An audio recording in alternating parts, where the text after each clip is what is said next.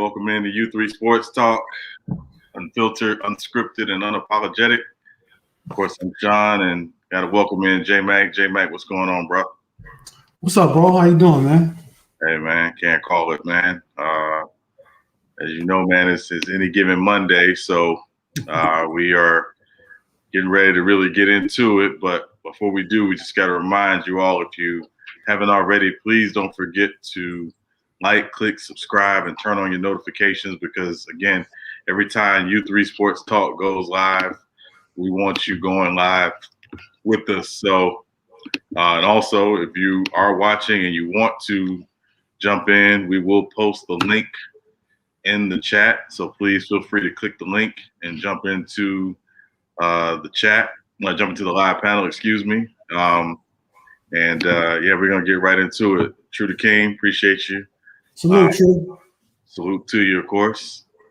Yeah, so, you know, we definitely going to chop it up. We're going to give people a couple minutes to get in, click the link and jump in. Yeah, so, you know. It's a good game, man. Not for some people, but hey. Yeah. The Super Bowl, man. Yeah, I mean, it's Super Bowl, it was definitely it was an interesting outcome. And yeah, I mean, it's the Super Bowl, so what can we say? Well, I can say this: I am not Negro Domus. That's for sure. Because I picked Kansas City to blow them out, and I probably was trying to go against the grain, trying to make myself not believe Tom Brady was going to get his 7th ring. But hey, hats off to them. They played a good game. They had a good game plan. They took advantage of the strengths that they had. They took advantage of the weaknesses that Kansas City had. I mean, hey. Yeah, certainly, can't take it away from Brendan. Welcome in. Yeah, so we're gonna let this thing, let a couple people jump in here, and then we're doing Lee, obviously shout out to Lee, who predicted the outcome of the game prior to, so can't take that away. Hey, before Lee come on, not only did he predict the outcome of the game, he actually predicted things that actually, if you really look at it hard enough, and he's going to come in and explain it, but there's a lot of truth to what he said the other night. So hey, definitely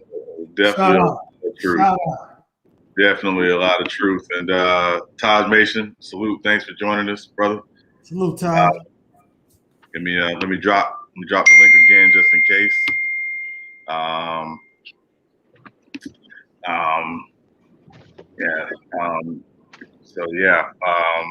And we got to get on some of them commercials too tonight, man.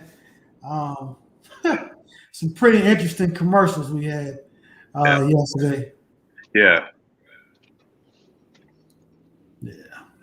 So we got the link in the comments again. Please, if you want to join us, please click the link, because again, we want to get as many people in to break this thing down. Lee, welcome in. Salute Sean, salute J-Mac, and yeah, that those commercials, especially that Michael B. Jordan commercial. Hey, listen, Michael B. Jordan out here trying to break up happy homes, man. I'm trying to ridiculous, man. True to King, welcome in. Salute, True. Salute. Yeah. True to King, do you have your Tom Brady draws on today? Nah. We ain't doing that. Hey, man. True was right though, man. I said he gonna score 31 points though. I did say that. You did. Yeah, you did. I said that. I did as well. I had 31-28. Yeah, right, you did. 31. I was wrong about the 28. Yeah. I mean, hey, listen, let's not even waste any time. We might as well get right into it. Talk about the aftermath of this game. Did I not tell you, Sean and J-Mac? Did I not tell you guys? You said it. Yeah, you Yeah, called it. did. You called it. Yeah, called it. Yep. Well, the crazy thing is, he said it. The crazy thing, the common theme about this whole Super Bowl leading up to this was that it just didn't feel right. It just had that feel, that aura that Tampa Bay wasn't gonna lose that game, man. And Yeah, I'm gonna tell you. I'm gonna tell you what the feel was. You noticed, right, about Brady. You noticed, right, the last four Super Bowls, like that. It was like his back was tight. His back was on the it was in the corner type of situation. You know what I mean? Like starting off with the Seattle, that whole thing was the Patriots would never win ever Super Bowl. They would never win another Super Bowl. It was like boom, they figure out to win. The Falcons, they was down bad. They was biggest comeback ever. The Rams was people. Oh, Rams. They ain't beating the Rams and all that. Yada yada yada. Now look at with Tampa Bay. People doubt Tampa Bay. So it's one of them things where it's like when Tom Brady's like the underdog, he pulls through. Yeah, hey, Big Chest, welcome in, bro. What up, Big Chest? What's going What on, up? man? Salute. Hey, gotta get Nothing your much, thoughts. man. Just Yeah, we'll get your thoughts on last on the night, man. I'll go last. well, last night, basically with the game and everything, I was shocked that it was a blowout, but not really surprised with, that Tampa Bay won. Todd Bowles had a great plan, defending the Chiefs. He made adjustments from the first time because the first time they played, he tried to play solid, 9-up man-to-man coverage with Siegel high. And the problem with that is that although that Tampa Bay is physical on defense, if you play press man, Tyreek Hill and, these dudes, they're so fast they can get off the line, and you saw what happened with Tyreek Hill. This time, basically, what they did was they said that the Chiefs' offensive line can't block our front four. We're gonna play two deep shell, so we're basically gonna play cover two. So we're not gonna give you Tyreek Hill. We're not gonna give you Travis Kelce down deep. We're gonna double them, and then Mecole Hardman, Pringle, these other dudes beat your one-on-ones. And what ended up happening is the Chiefs tried to force their way out of cover two with the pass. You can't do that. You have to run the ball. And there was two, and this exposed Andy Reid basically because, he gets too pass happy that he forgets to be balanced. And, for the other side, it's just simple, man. You keep a balanced offense, with Tom Brady and the running game. You control time of possession, which they won. And, you don't turn the ball over. And it was just complimentary football on both sides of the game, So salute to the Tampa Bay Buccaneers. But once again, Andy Reid got out-coached again in the playoffs. So, it's really not surprised that they lost. That's fact right Yeah. there, man. Yeah, it's interesting. You mentioned, obviously Kansas City being in that too high safety, and we talked about this the other night, when we were breaking down the game, prior to that, if Kansas City, or excuse me, the teams that played Kansas City the best played too high safety basically the entire game. If you went back and watched the New Orleans game, you watched the Miami game, they stayed in that coverage.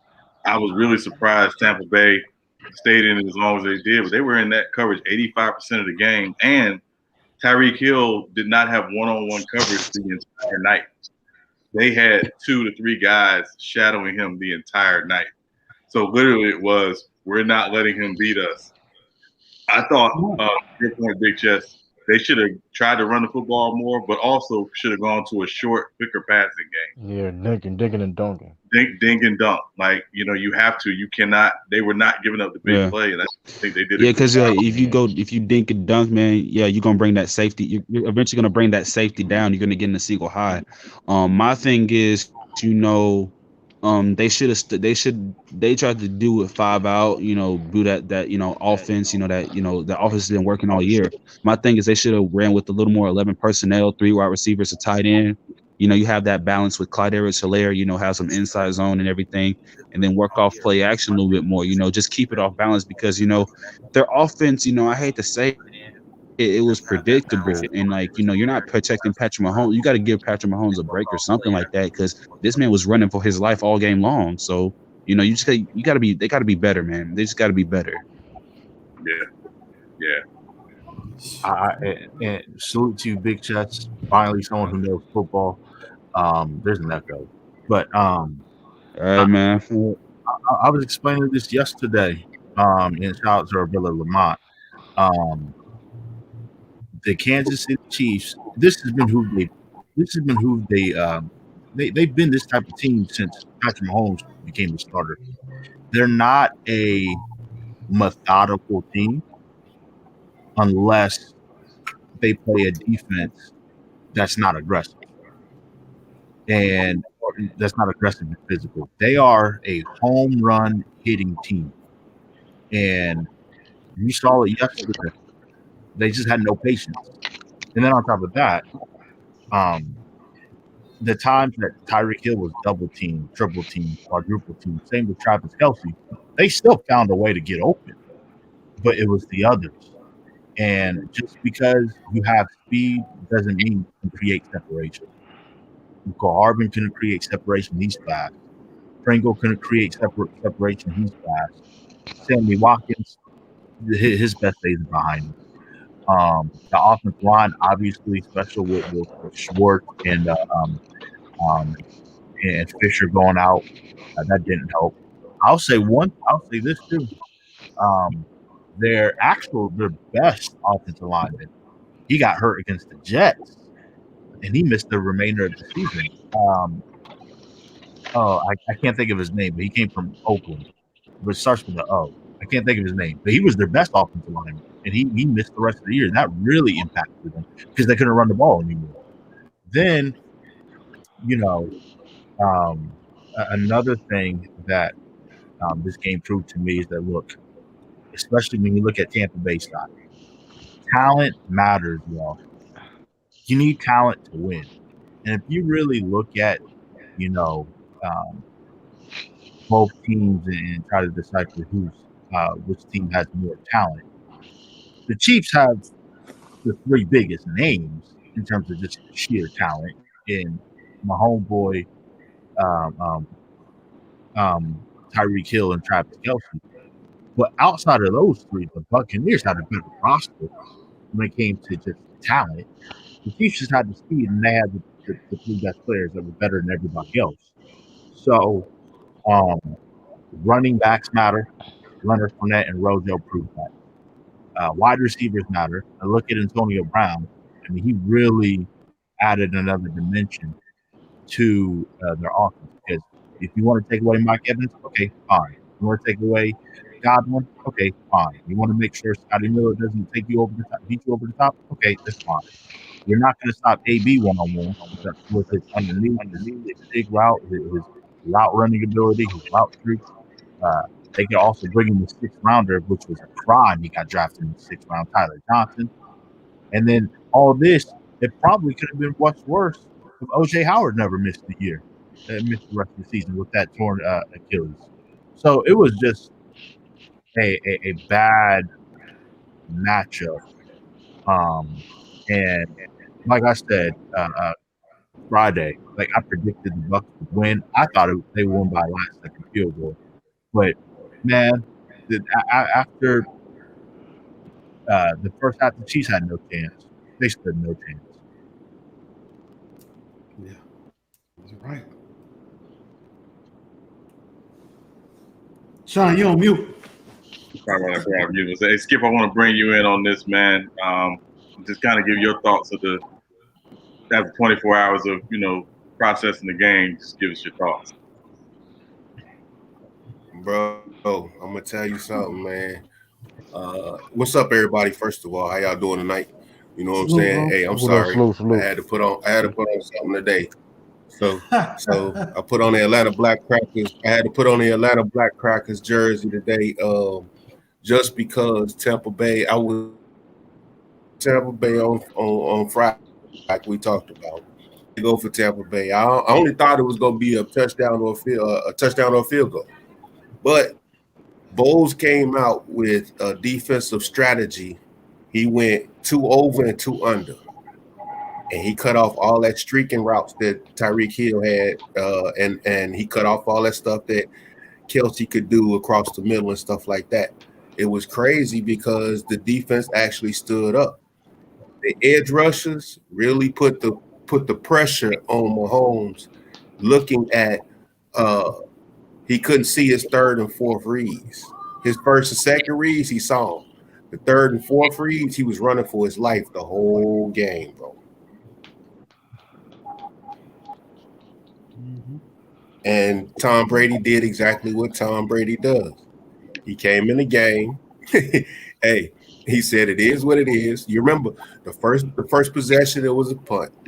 KC punted then they come back, then they punt again. Then they come back again, and KC get the field goal, right? Gronk get the touchdown after that. After Gronk got the touchdown, the first touchdown, it was a wrap after that. Tom Brady was settled in and into the game right then and there. The defense already knew what they had to do. The only thing they can't do is have Tyreek Hill beat them like they did last game during the regular season, going over the top, like my man said just a minute ago. He can't have Tyreek Hill going over the top of everybody else.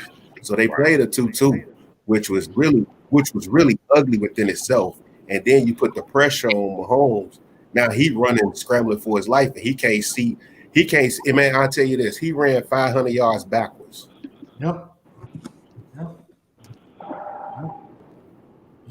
It's facts, Yeah. Hey, I want to ask, and again, I just want to, get everybody's thoughts on this. As I was watching the game unfold, I thought Kansas City offensively did a bad job of not adjusting for having backup tackles in the game. Like I thought, we talked about it on Friday, knowing they were going to be playing with two backup tackles on offense, that they needed to move the pocket at least, so they could slide protection some, just to protect those guys, but also slow down that Tampa Bay pass rush. I didn't see any of that last night. Did I miss something? Did you probably see something I didn't see? No, you didn't miss nothing. No, you I ain't gonna lie to you. Listen,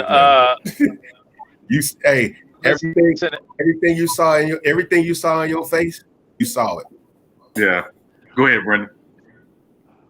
Going back to Philadelphia, Andy Reid has never been known as a very good coach that makes in-game adjustments. He's never had that reputation.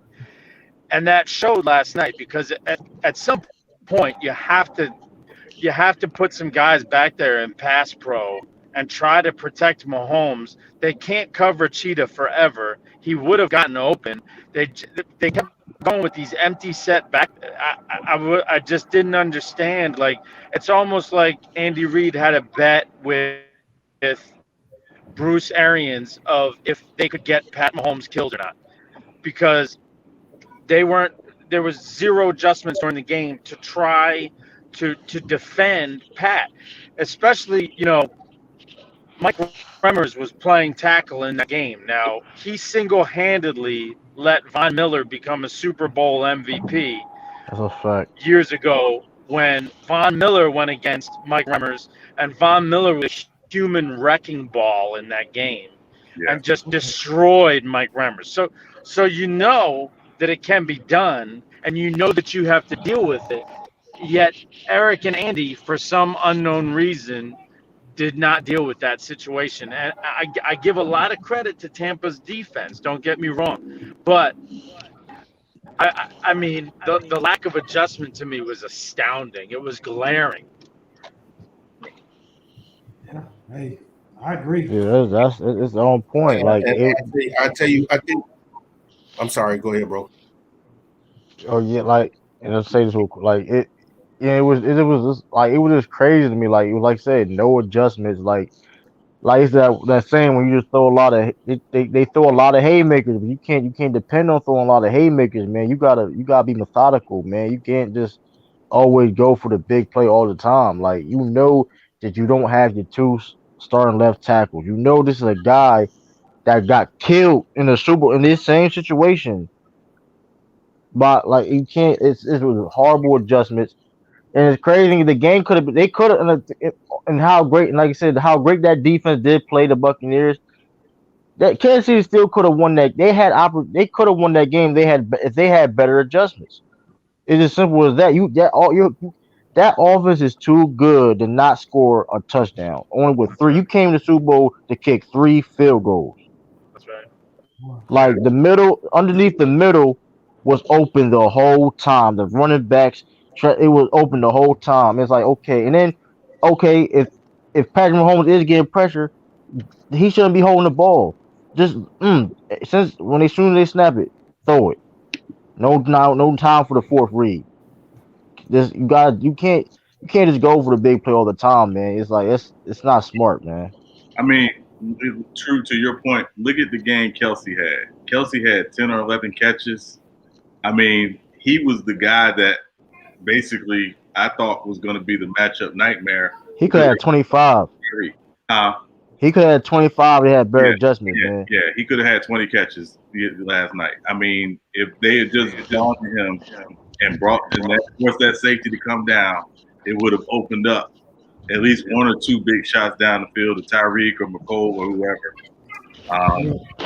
But to your point, man, you remember I was talking about how Mahomes is a rhythm quarterback. And early in the game, he never was able to get a rhythm because they was 3 and out. He was running for his life. They made no adjustments to move the pocket. Right. Like you said, and this is what I actually thought was going to happen. It should have happened. Utilize those backs as extra receivers. Dump it out to them. Throw some swings. You got to try to run the ball to control the clock. Right. And, because those tackles, they just, they wasn't going to block shit. Let's be honest. It just wasn't. But because you're dealing with an experienced line of some hungry guys that's coming to get you.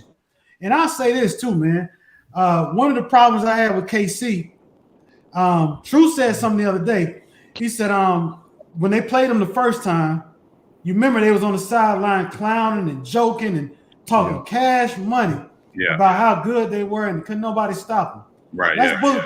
I don't care what nobody said. If you played any kind of sports, you get a chance to play a team like that again, that's on your bulletin board. Yeah, man. They was hungry, man. That's the thing. That Buccaneers team was hungry. There was only one Pro Bowler on that team this year. Yeah. Which is crazy. They felt it was so much ammunition. It was so much motivation. You go ahead, bro. Yeah, you see what Winfield did. Winfield put up that peace sign in front of his face. Hey, if I'm up by 22, I'll take them penalty points. But guess what? I guarantee you won't do it to me again. Winfield did it to his face, man. Remember the last time? That's what what's his name did to him. He put two fingers. The whole backflip and everything. I mean, that's Tyreek. The whole backflip of it. Yep. Talking about going to national guard, he hit the shit and sharp on him. But I will give kudos to Patrick Mahomes though. I think his offense let him down. He back there dancing. He doing all kind of Mexican dances, cha-chas, sliding, and he's still getting the ball off and hitting people in the helmets, man.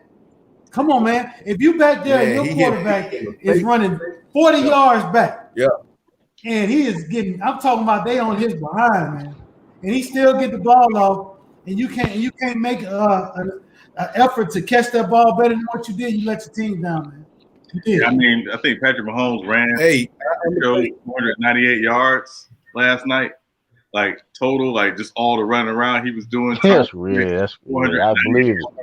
That's 498. 498. I think that was the total number they showed that he ran last night. Yeah, that's what I was saying. That's why I said 500. That's why I was saying 500 early. But I'm gonna tell you this: Kelsey should have caught that ball when that man was around his ankles. I don't care what nobody say. Third down. You got to catch that. Yeah. But the thing is, you got to catch that. The thing is with the Chiefs for the last couple of years, they've been so explosive and so good. The expectation was, okay, they missed that one. They're going to come back and get the next one because that's just what they do. And they could not get the one the whole night. And it was like I didn't even know who I was. Yeah, you get figured out, man. Listen, you gotta adjust. Listen, I don't care how good you is, you gotta adjust and put new things in your game. Right. You got to. You can't be. You gotta keep getting better, and you gotta keep evolving. Yeah. And the momentum, the killer. They had a chance. Look, it was in the first quarter. They had two swing plays. The call on the when Honey Badger got the interception, that was a swing play. It didn't go their way. Then they got the stop at the goal line, and they didn't take advantage of it. Yeah. You know, you can't. This is the Super Bowl. This is your last game, and the human element came into play because as the time started getting down, dwindling, and everything tightened up, the butt cheeks got tight. Right. Yeah, but you know what's crazy? I know the Bucs scored 31 points, and maybe it's just me. And again, I want to get everybody's thoughts on this. I didn't think the Chiefs' defense played badly. I thought they actually played a pretty good game. They actually had a pretty decent game plan. And then, of course, you know, you had some flags come in there with some questionable, you know, holdings and calls that, again, you know, even Terry McCauley, you know, the rules analyst tweeted that, you know, listen, they're calling this thing really, really tight. And they didn't call the Tampa Bay Green Bay game nearly the same way they're calling this game now. So, but I thought the Chiefs defense, in spite of giving up 31, actually played well.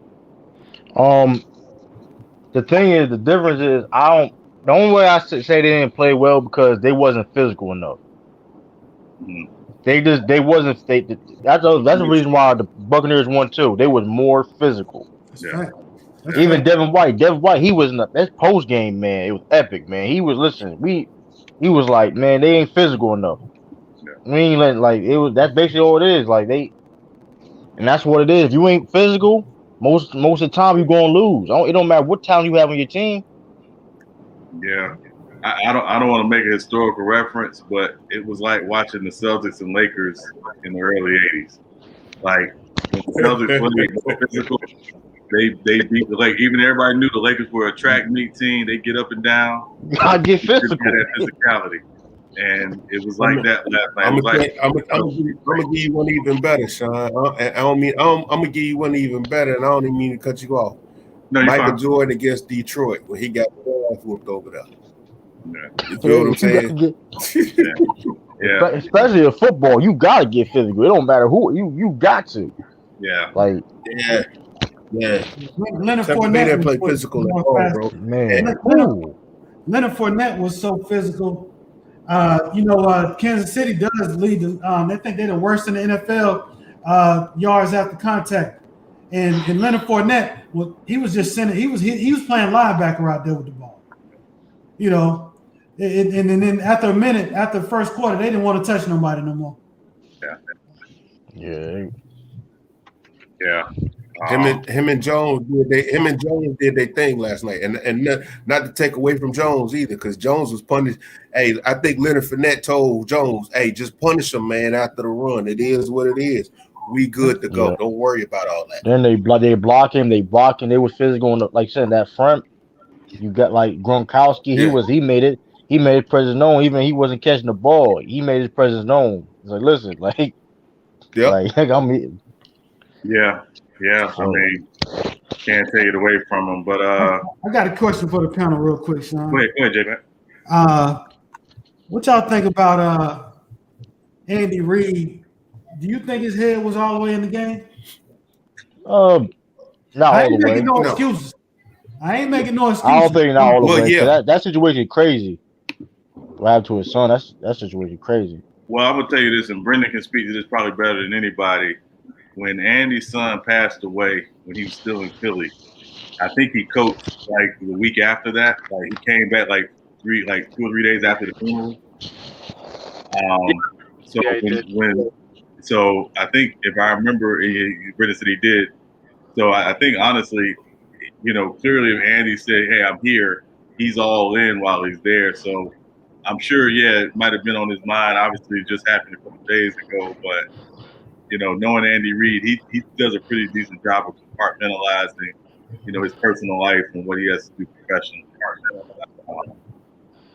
Well, and not only that, but this is the this is the same son that in Philadelphia got into a road rage accident while he was high and drunk, and pulled an AK-47 or something out of the trunk and started aiming at people in the intersection.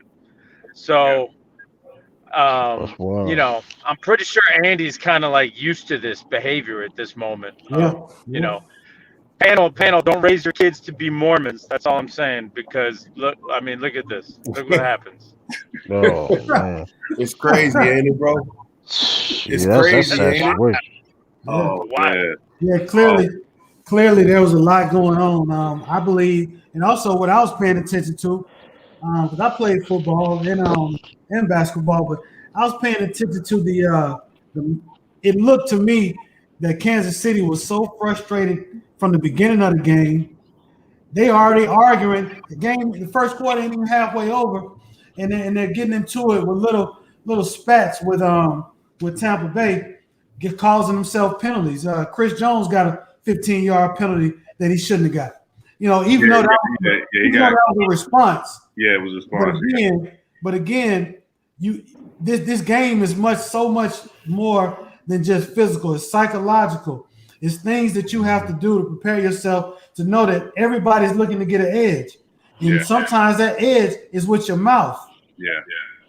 Yeah, I mean, and to your point, J Mac, I mean, again, I thought the officiating in the first half was definitely off.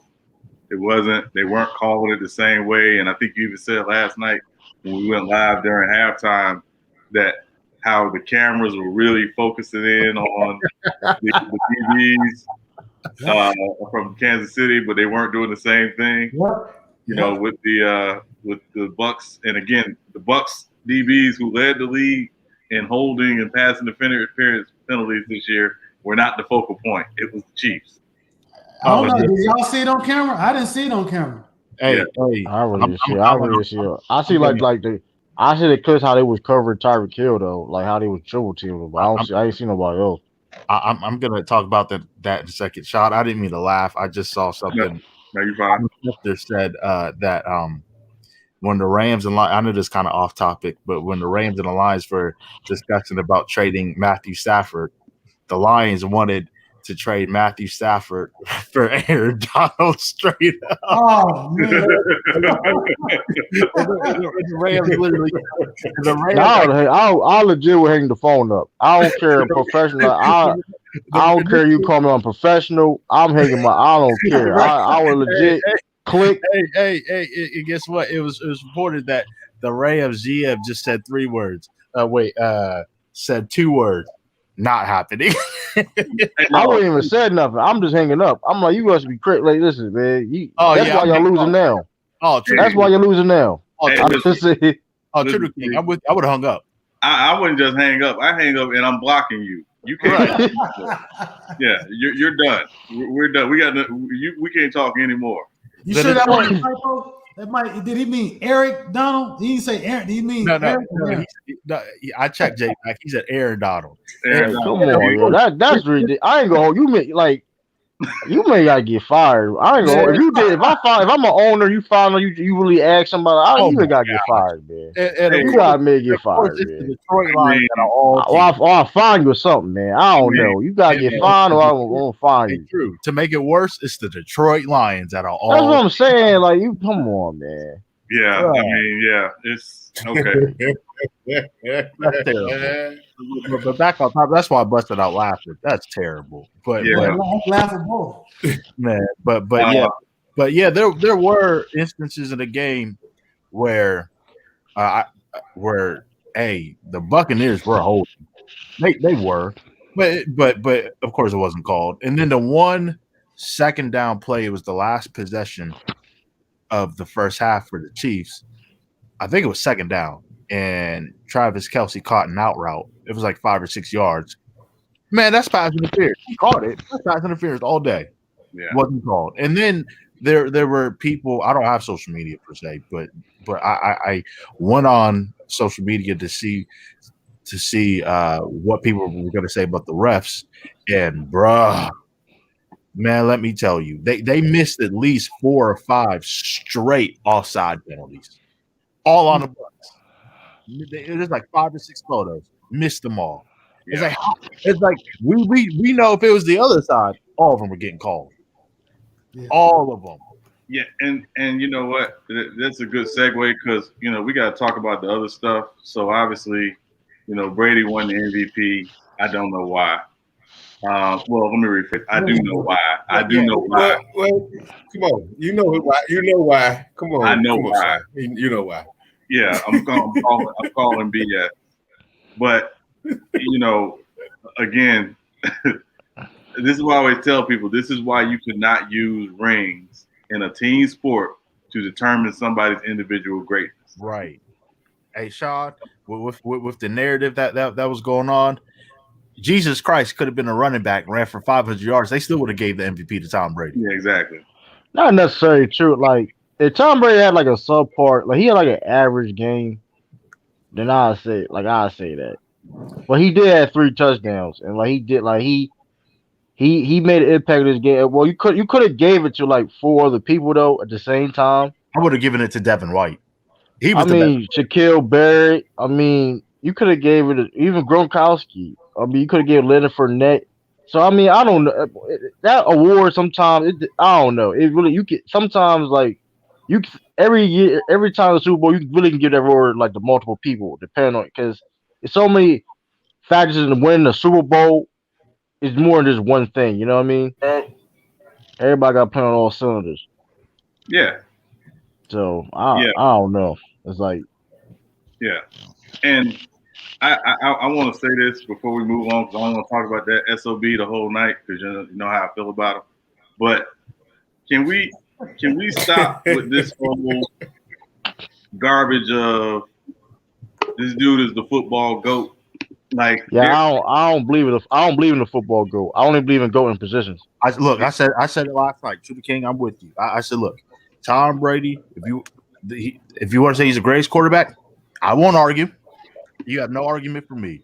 But my putting him over Lawrence Taylor, no. Am I putting him over Jerry Rice? Heck no. If you want to say he's the greatest quarterback, he's the greatest quarterback. I'll give you that all day long. Yeah, but it's I don't like to do that the greatest football stuff because everybody do everything different. Like it's not fair. Like a center, like okay, the best centers of all time. Like you can't compare with the best elite centers to an elite wide receiver to even a elite a special team. Like they do 2 different things. You know what I mean? Like it's I was like in a panel last night because I forget who mentioned it, but some dude said you're seriously going to put Jerry Rice as the GOAT? He was voted. I mean, he was voted. He has 40 NFL records, and 99.9% of them aren't going to be touched. And he was voted the greatest of all time. Am I going to take the NFL side, or am I going to take the quarterback narrative? I'm taking the NFL side. But the thing about it's I don't know. It's just, everybody got different responsibilities. It's hard to like you can't like. I agree. That's why it's always like a level of like respect for like football play. Like when it comes to any other sport, that's why I think the level of respect on a team aspect of certain players is higher than other sports. Like so, because everybody got different responsibility. You know what I mean? So it's like. Well, so here's the thing, right? And again, this is going to be my argument about Brady. I will never dispute Brady being the greatest winner as a quarterback of all time. I don't think anybody can dispute that. But I will stand on the fact that there were quarterbacks, and there are quarterbacks who had better skills, were more physically gifted than Tom Brady. They just didn't win the same way Tom Brady's teams won. So I think he's the greatest winner as a quarterback, but I'm not necessarily giving him this GOAT quarterback just because he got 7 rings. Like, is Robert Horry the GOAT power forward because he got 7 rings? He sure is, Sean. He sure is. He sure is. Robert Horry's the GOAT. Bro, you know what I'm saying? I mean, here's the thing, but here's also too about that. When I think about GOAT positions, I don't think there's no hands down GOAT either in each position either. It's always, cause like I said, even going in certain positions, you got different responsibilities. People been on different teams. You know what I mean? It's like Dan Marino. Dan Marino if somebody say Dan Marino the GOAT, I can't get mad at that because it's Dan Marino. Which is my point. True. It's like, listen, let's take the team accomplishment out of the equation. Is Tom Brady a great quarterback? Yes. But is he the best to ever do it? You can debate it. My opinion is, but like I said, I don't have a problem. Like I said, I don't have a like it's I don't put a lot of quarterbacks in that position. I put like Tom Brady, like Joe Montana, Dan Marino, like I could argue Elway. I could argue Peyton Manning. I could argue as a GOAT. Yeah, like as the Hold best on. quarterback I ever. don't know, but I only get put like 3. I low-key only get put 4. Like that's Peyton, Dan Marino, Joe Montana, and Tom Brady. I can't put nobody else in that conversation. Here's my thing, man. Here's my thing. Because I got put Dan Marino in that conversation because the things he was doing back then, production wise, is like 5,000 yards in the 80s, passing yards in the 80s. You put Dan Marino in this era right now, he probably can throw for like maybe almost 7,000 yards. No, like. I'm gonna tell you why he the GOAT. Why who's the GOAT? Why Brady is the GOAT. Today he is the GOAT. I'm gonna tell you why. Because to my left, your right could be my right, just depending on how you're looking at it. There's a guy. I don't want to really put him on blast, but I know somebody said last week that if they win the game, he's gonna have to give it up to him. So without further ado, I would love for this San Francisco fan to let us know who is the GOAT in his eyes. Yeah, Joe Montana shine Tom Brady's shoes. No, I was just kidding.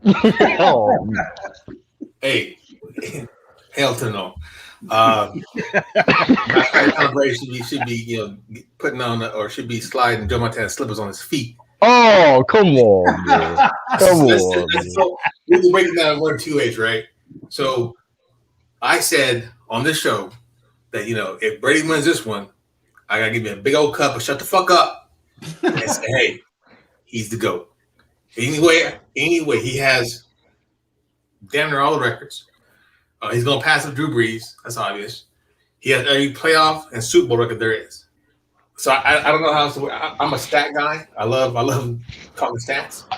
And if those people who say LeBron's the greatest, whatever like that, because he's been to 10 or whatever, but to me, I gotta shut the fuck up. I've been his biggest protagonist since he came into the league. He's still a sorry piece of shit. If I see him, I'll punch him in his throat. But hey, he's the fucking GOAT. So let me ask you this. Let me ask y'all this. I can't think of a running back in NFL history who has more Super Bowl rings than Franco Harris. Is he the best running back ever? Yeah. Can I just say something before we continue this? I think it's really difficult to compare guys, even positionally, that play the same position. I think it's really difficult to compare guys that played pre-free agency and post-free agency. That's a fair point. Yeah. Are you referring to like because the hard cap came on? When Joe Montana was playing, there was no free agency. So he had Ronnie Lott and Roger Craig and Jerry Rice and John Taylor as long as he needed them. And as long as the team would put those guys around him on offense and defense. Marino had Mark Duper and Mark Clayton and all those guys. That was all pre-free agency. Once free agency started with Reggie White, then it changed everything because teams just couldn't hold on to their best guys like forever. Everything. So the quarterback supporting cast and talent levels around them really started changing a lot faster as we progressed into free agency. So I think it's hard to compare guys from those two different eras together when you're talking about things like stats and things like that. That's fair. Yeah, all of it is hard, man. We really just comparing our favorite players to guys we think we can't stand. Hey Sean, J-Mac, to answer your question about Franco O'Hara, is he the greatest running back of all time? Darn right he is. Got them 4 rigs. Hey, hold on. Is Franco Harris top 10? Is Franco Harris top 10? I could argue he's top 10. Yeah, he's top 10. I think I could argue he's top 10. I think he was better than people really realize. And again, if you look at the era he played in the 70s, he was probably the second best running back of the 70s after O.J. Simpson. So I could argue he was top 10. I put O.J. Simpson over Franco Harris. I mean, he got more. Second best of that era after O.J.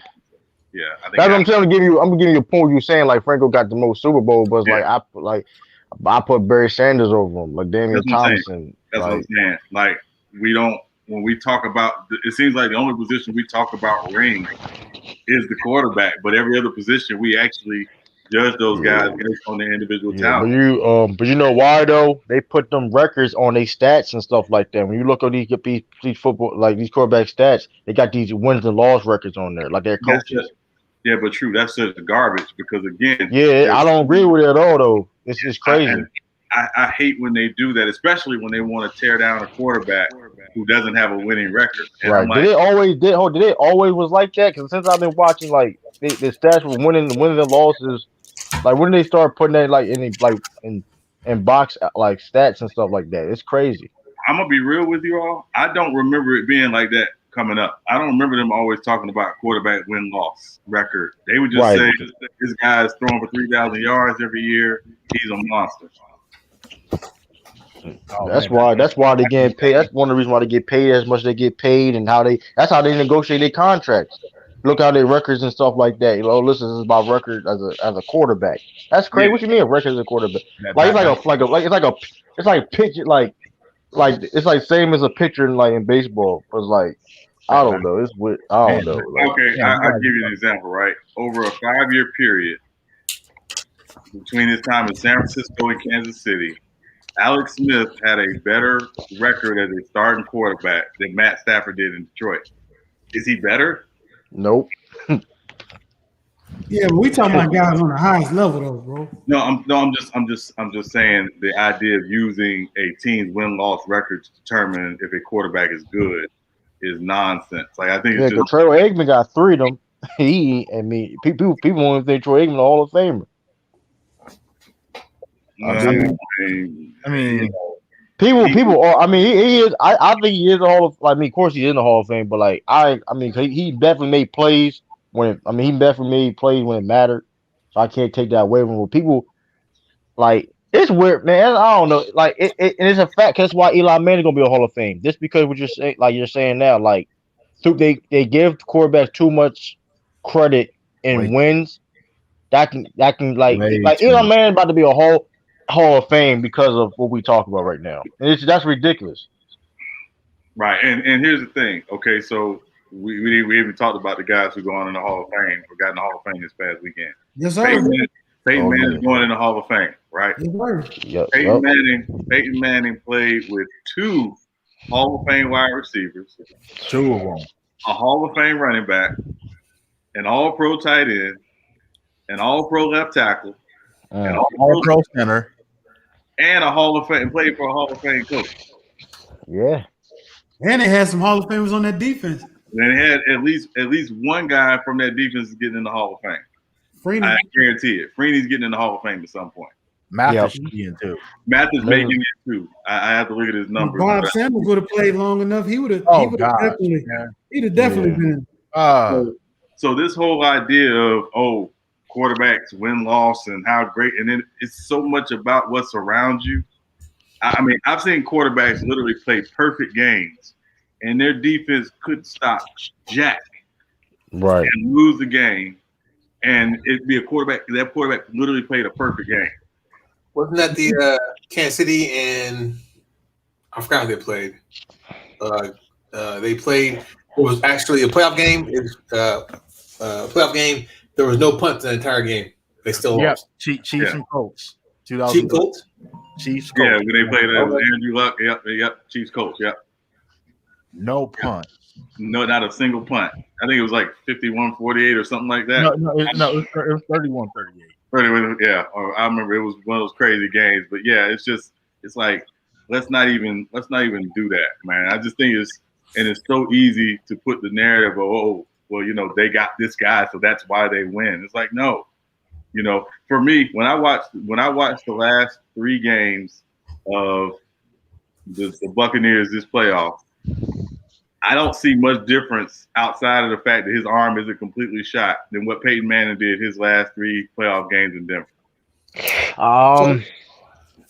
Payne was done though, man. You could Yeah, have. his You arm could. was shot.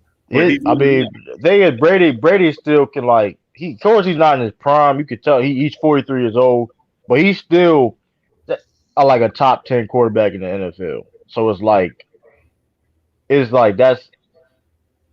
the difference right there. You play. I mean, so I don't know, like but it's crummy because like they get all like quarterback get all the responsibilities, but okay, cause they call all the plays, whatever. But what about the middle linebackers, the ones that they call the calls on the defense? They're the one who communicating and tell people where they need to be at and relaying. You know what I mean? Hey, I know speaking of linebackers, true. I know Devin White is not the middle linebacker. That's Levante David, but Devin White is the best linebacker in football, and I don't care what anybody says. Oh yeah, I mean he up like this is he got his case. He made all pro. He made all pro this year. Goodness gracious! Yeah, no, he's definitely up there. No, I mean, I don't think anybody would say otherwise. You was getting ready to say something, Cisco? Yeah, I want to go back to the QB thing, the GOAT QB thing. Another reason why I said Brady's GOAT, right? So on the AFC side of the house, he went through who he went through, and the biggest knock against him was he couldn't beat a quarterback on his level. I wouldn't say Eli Manning, but he couldn't go against a team with a better quarterback. So he heard that, and he did just what LeBron did. Took his ass to the NFC, went through Drew Brees, went through Aaron Rodgers, and then went through Pat Mahomes. That's something. That says something, right? That's what you want to see out of a GOAT. He beat all the competitors. He beat the young boys. He beat the old boys. Everybody said was on my level. I beat him. So that's I don't know any other NFL player, and I understand it's a team concept, and everything's based on team concepts, or it's heavily on team with NFL. It's not like the NBA, but still, that part right there, fuck, salute, bro. And you got a banging ass wife too. Fuck that. Yeah, and again, the other reason why I don't think there can be a universal GOAT football is if you only play on one side of the ball, you can't be a universal GOAT. Because I guarantee you, if Tom Brady lines up at corner, he's getting his ass. If he lines up anywhere on that side of the field, he's getting his ass tore out the fucking. We already know he can't play wide receiver. Oh man! Oh yeah, we saw that in the Super Bowl. Big Cole was better wide receiver than I was mad he dropped that, man. He did. I was like, come on, yo. So yeah, let's put to this. He's the GOAT football. The thing I hate the most about today's NFL is what we're all discussing in terms of quarterbacks getting all the credit or the majority of it, but it's not clean competition anymore. And this is what I mean by that. I'm not talking about Vegas. I'm not talking about the front office. I'm talking about on the field play. Pertaining to that, the rules. I mean, look, I'm all for getting rid of helmet-to-helmet hits and dirty hits. I'm all for it. That's not football. Get rid of all the unnecessary hits. I'm all for it. The game is safer than it's ever been before. I have no problem with that. But the rules should not favor any one position. It shouldn't. Carson Palmer, when he got his ACL torn, the NFL didn't bat an eye. They did not care. It wasn't until 3 years later the exact same thing happened to Tom Brady. And they changed. They changed the rules the very next year. And then I remember there was a play where Terrell Suggs got pushed into Tom Brady. Tom Brady fell, got back up, pointed at the referees. They called a flag. It's like, what? He got pushed into him. Then to make it even worse, when I want to say this was 3 years ago, the body weight rule, that bull crap. When Aaron Rodgers threw the ball against the Vikings, he's trying to throw it out of bounds. Barr tackled him, which was a clean tackle. Yeah. Rodgers just happened to break his collarbone again. Yeah. And the next year they changed. And then Clay Matthews, when he tackled Kirk Cousins, clean, I might add. They called roughing the quarterback. It's like, come on, man. They're wearing shoulder pads too. Just have them wear red jerseys. Make it 7-on-7. But here's the thing, though. There's so much money it's so much money involved when it comes to that QB position. It's like if you allow your quarterback to get, like, let's say like a Patrick Mahomes get hurt, he gets paid all that money, he getting hurt. It's like and mind you, like that changed the whole game. If you're a quarterback, like your quarterback is hurt, he kills us the game. Like that's like that happened. You like you know what I mean? Still won. Huh? Yeah, won. I mean, but okay. Let's say if Patrick Mahomes got hurt in the Super Bowl, they would have had no chance in hell. Like they would even score. You know what I mean? How they're playing. Yeah. Like it's like that's why it's so like they had to think about like it's. And plus, they're trying to spread the offense more to be more entertaining. There's other things go involved. It's like, you know what I mean? See, that's the thing, True the King. I said it yesterday when the 2000 Ravens were winning the Super Bowl and beating everybody 12-0 every week. The NFL was doing just fine financially. They were doing just fine. It wasn't until fantasy football really got popular, and it wasn't until former quarterbacks started to be color commentators, and it wasn't until all these bull jive talk shows and bull jive podcasts that the quarterback position was way overvalued and they were being overprotected. It's like, look, even Trent Dilfer said it. He and Kurt Warner said this too. He said, "Wait a second, quarterbacks have shoulder pads too. They have flat jackets too." I mean, I don't take what they say seriously because at the end of the day, if they was two quarterbacks, if they play in this era, they wouldn't be complaining about it. So I don't know. I'll be listening. Kurt Warner, if you can't be genuine saying that as a quarterback. I don't care what era you from. Listen, you would gladly play under these rules. You know what I mean? But true, Kurt Warner was getting the brakes beat off him every week. And I know that's what I'm saying. That's what I'm saying. But here's the thing. That's why they mad. But that's why they mad and they say that though. You know what I mean? Because the rule wasn't for their favor at that time. That's the only reason why he's saying that. You know what I mean? But Kurt Warner wasn't complaining. He was just telling the truth. They are running pads too. Yeah, and I think it's a valuable point. I mean, obviously they quit favoring quarterbacks. Don't favor anybody. That's all. Clean competition. Yeah. Favor no one. They've tried to make the game more, and I always call this nerd friendly, right? Oh my gosh. The nerds know the quarterbacks. All the analytics guys know the quarterback. Right. Yep. Guys know the quarterbacks, and so they want to make the game more. You never played. You were never a part of the game. You never physically could do it because you suck, but you can at least be a part of the game now. So let's do what we got to do to make it as nerd friendly as possible. The worst thing that ever happened. Yeah, it's football. What was Pro Football Focus? That trash. Oh man, we need to eat a whatever with that because it's so shaded. But whatever. Yeah. It's crazy. Speaking of quarterbacks, we got to talk about Carson Wentz because it was now announced yesterday by Adam Schefter, who Adam Schefter says it is probably going to happen that the Eagles are in days of trading Carson Wentz. And Carson Wentz demanded the trade too, but I didn't hear Brett Favre and Dick Vermeil talk about Carson Wentz, but they were just talking about Deshaun Watson. Get that bull out of here. Yeah, we're gonna cook on that in a second, Lee. But yeah, so Carson Wentz, we got to talk about this because he wants out of Philly. I want somebody to help me understand. Please help me understand why he wants out of Philly. He got a job. He ain't getting a job back. That's why. I mean, let's just be real. Like he's overrated. He was entitled this whole time being there. Got people in his ear talking about you're great, you're doing fine, you perfect. You ain't you know what I mean? You got too big headed. Got paid all that money which you didn't deserve at the time, and he's not proven. He is not. I don't care that he had that MVP caliber season and before he got hurt and he helped all the Eagles get that home field advantage and all that. He's not proven and he has an ego and hey man, like he's not.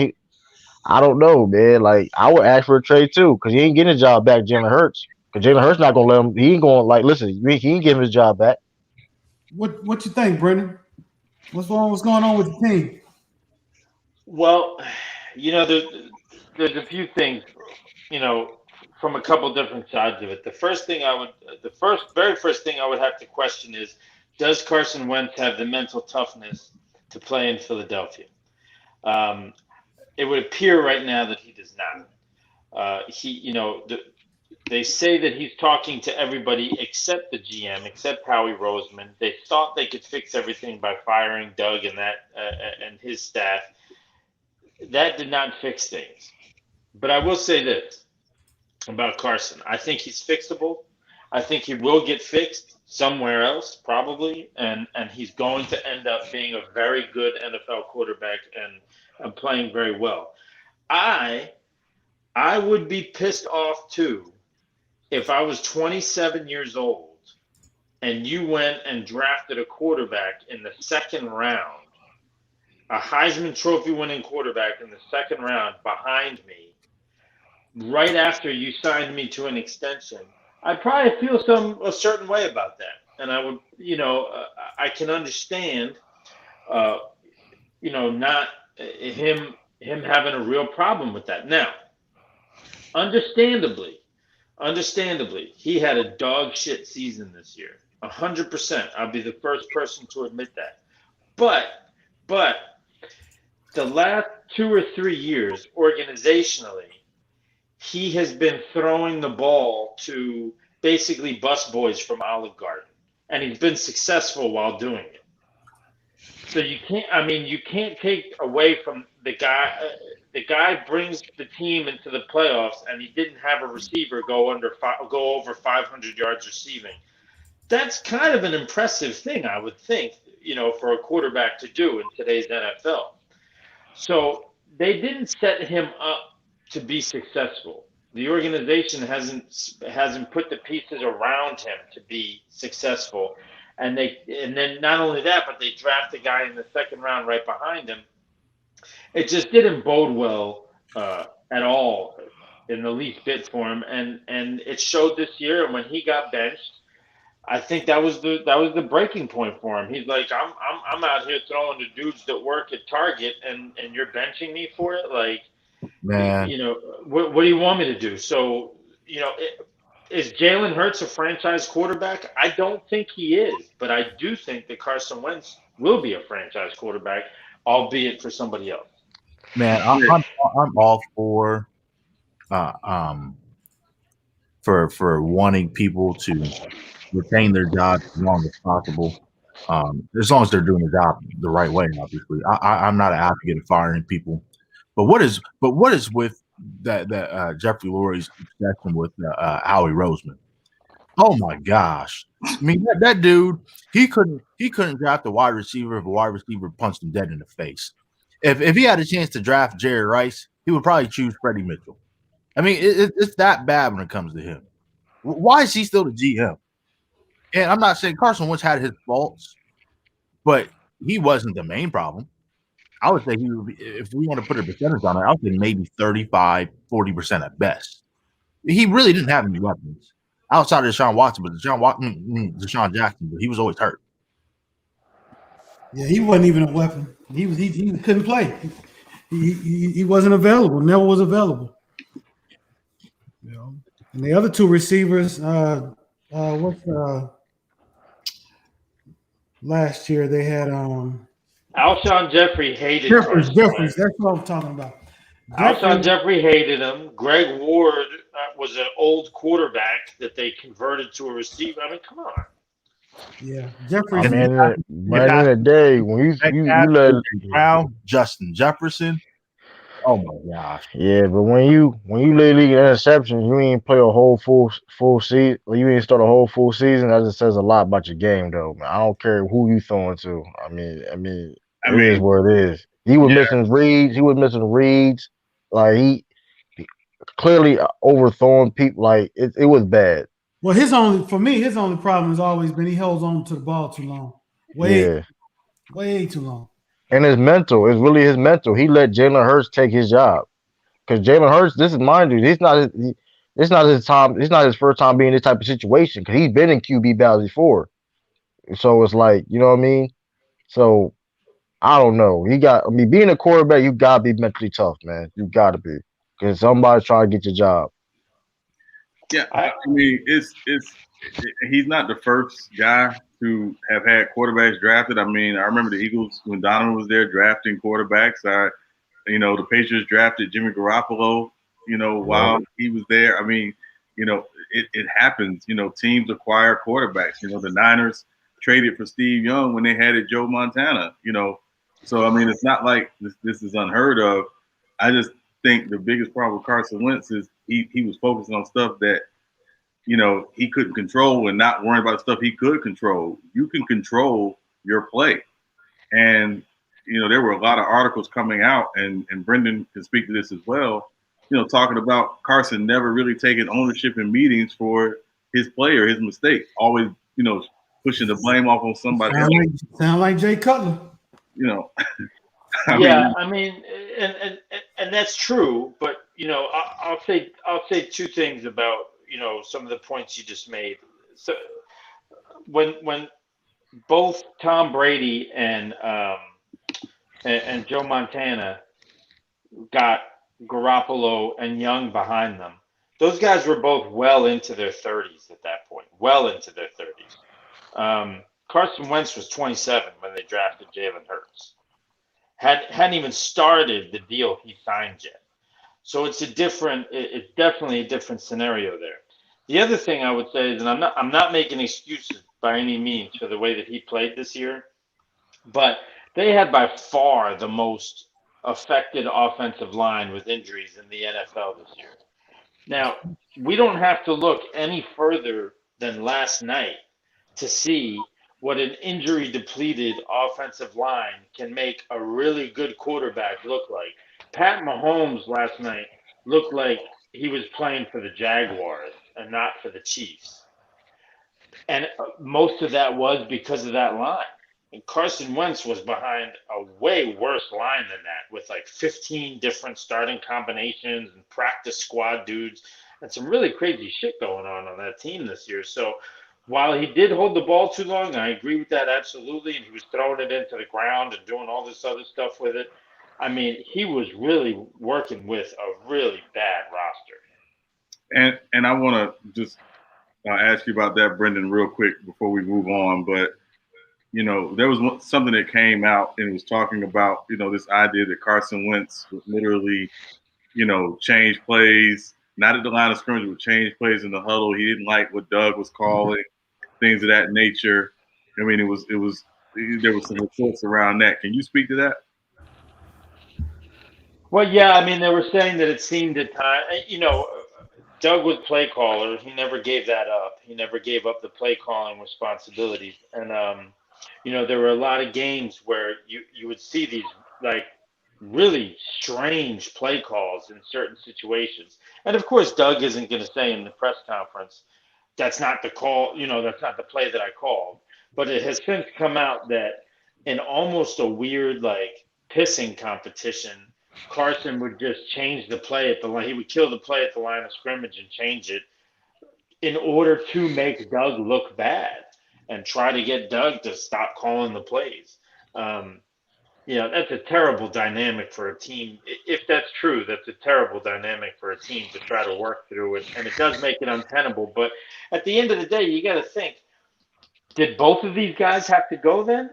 Or could you have kept the Super Bowl winning coach and got rid of the quarterback, or kept the quarterback and got rid of the Super Bowl winning coach? But now they're going to lose everything of all the guys involved, and it probably sets the franchise back 2 or 3 years. Right. That's facts. Yeah, that's crazy. Yeah, so, you know, I don't want to spend all night on Carson Wentz because we got a couple of things to get into, but just real quick, want to hear from everybody. Where do you think he ends up? Prior to Colts. Come on, man. Come on. Hold on. We didn't ask for him, so don't give him to us. Hey, man, listen, y'all got Phillip Rivers this last year, man. Y'all get any quarterback, man. Y'all get anybody, man. Y'all. All right, true. Let me tell you how that works. Watch this. I think he should go to San Francisco. Oh, nah, they ain't doing that. They ain't doing that. I think the Colts like that. And Jay back, please correct me if I'm wrong. I think the Colts may seriously like that backup quarterback who could be the starter. Wasn't it Kyle Eason? Yeah, Jason Eason. Yeah. I think they may like him. Yeah, I mean, I don't know, man. I mean, people was rumored like Carson Wentz go to the Patriots, but I don't think I don't think mentally he can be on the Patriots. I don't, because if he was doing that on the like rumor him doing that with Doug with the play calls and stuff like, I don't know, like, man, I don't know. I mean, plus he's too expensive anyway. That's the thing too. He's expensive. Hey, So get this. There is actually talk that the Bears are in line for Carson Wentz. So I'm not mad. I'm not. I mean, listen, that's an upgrade for what they got. You know what they got, yeah, but it's basically you're trading Mitchell Trubisky for a slightly better Mitchell Trubisky. I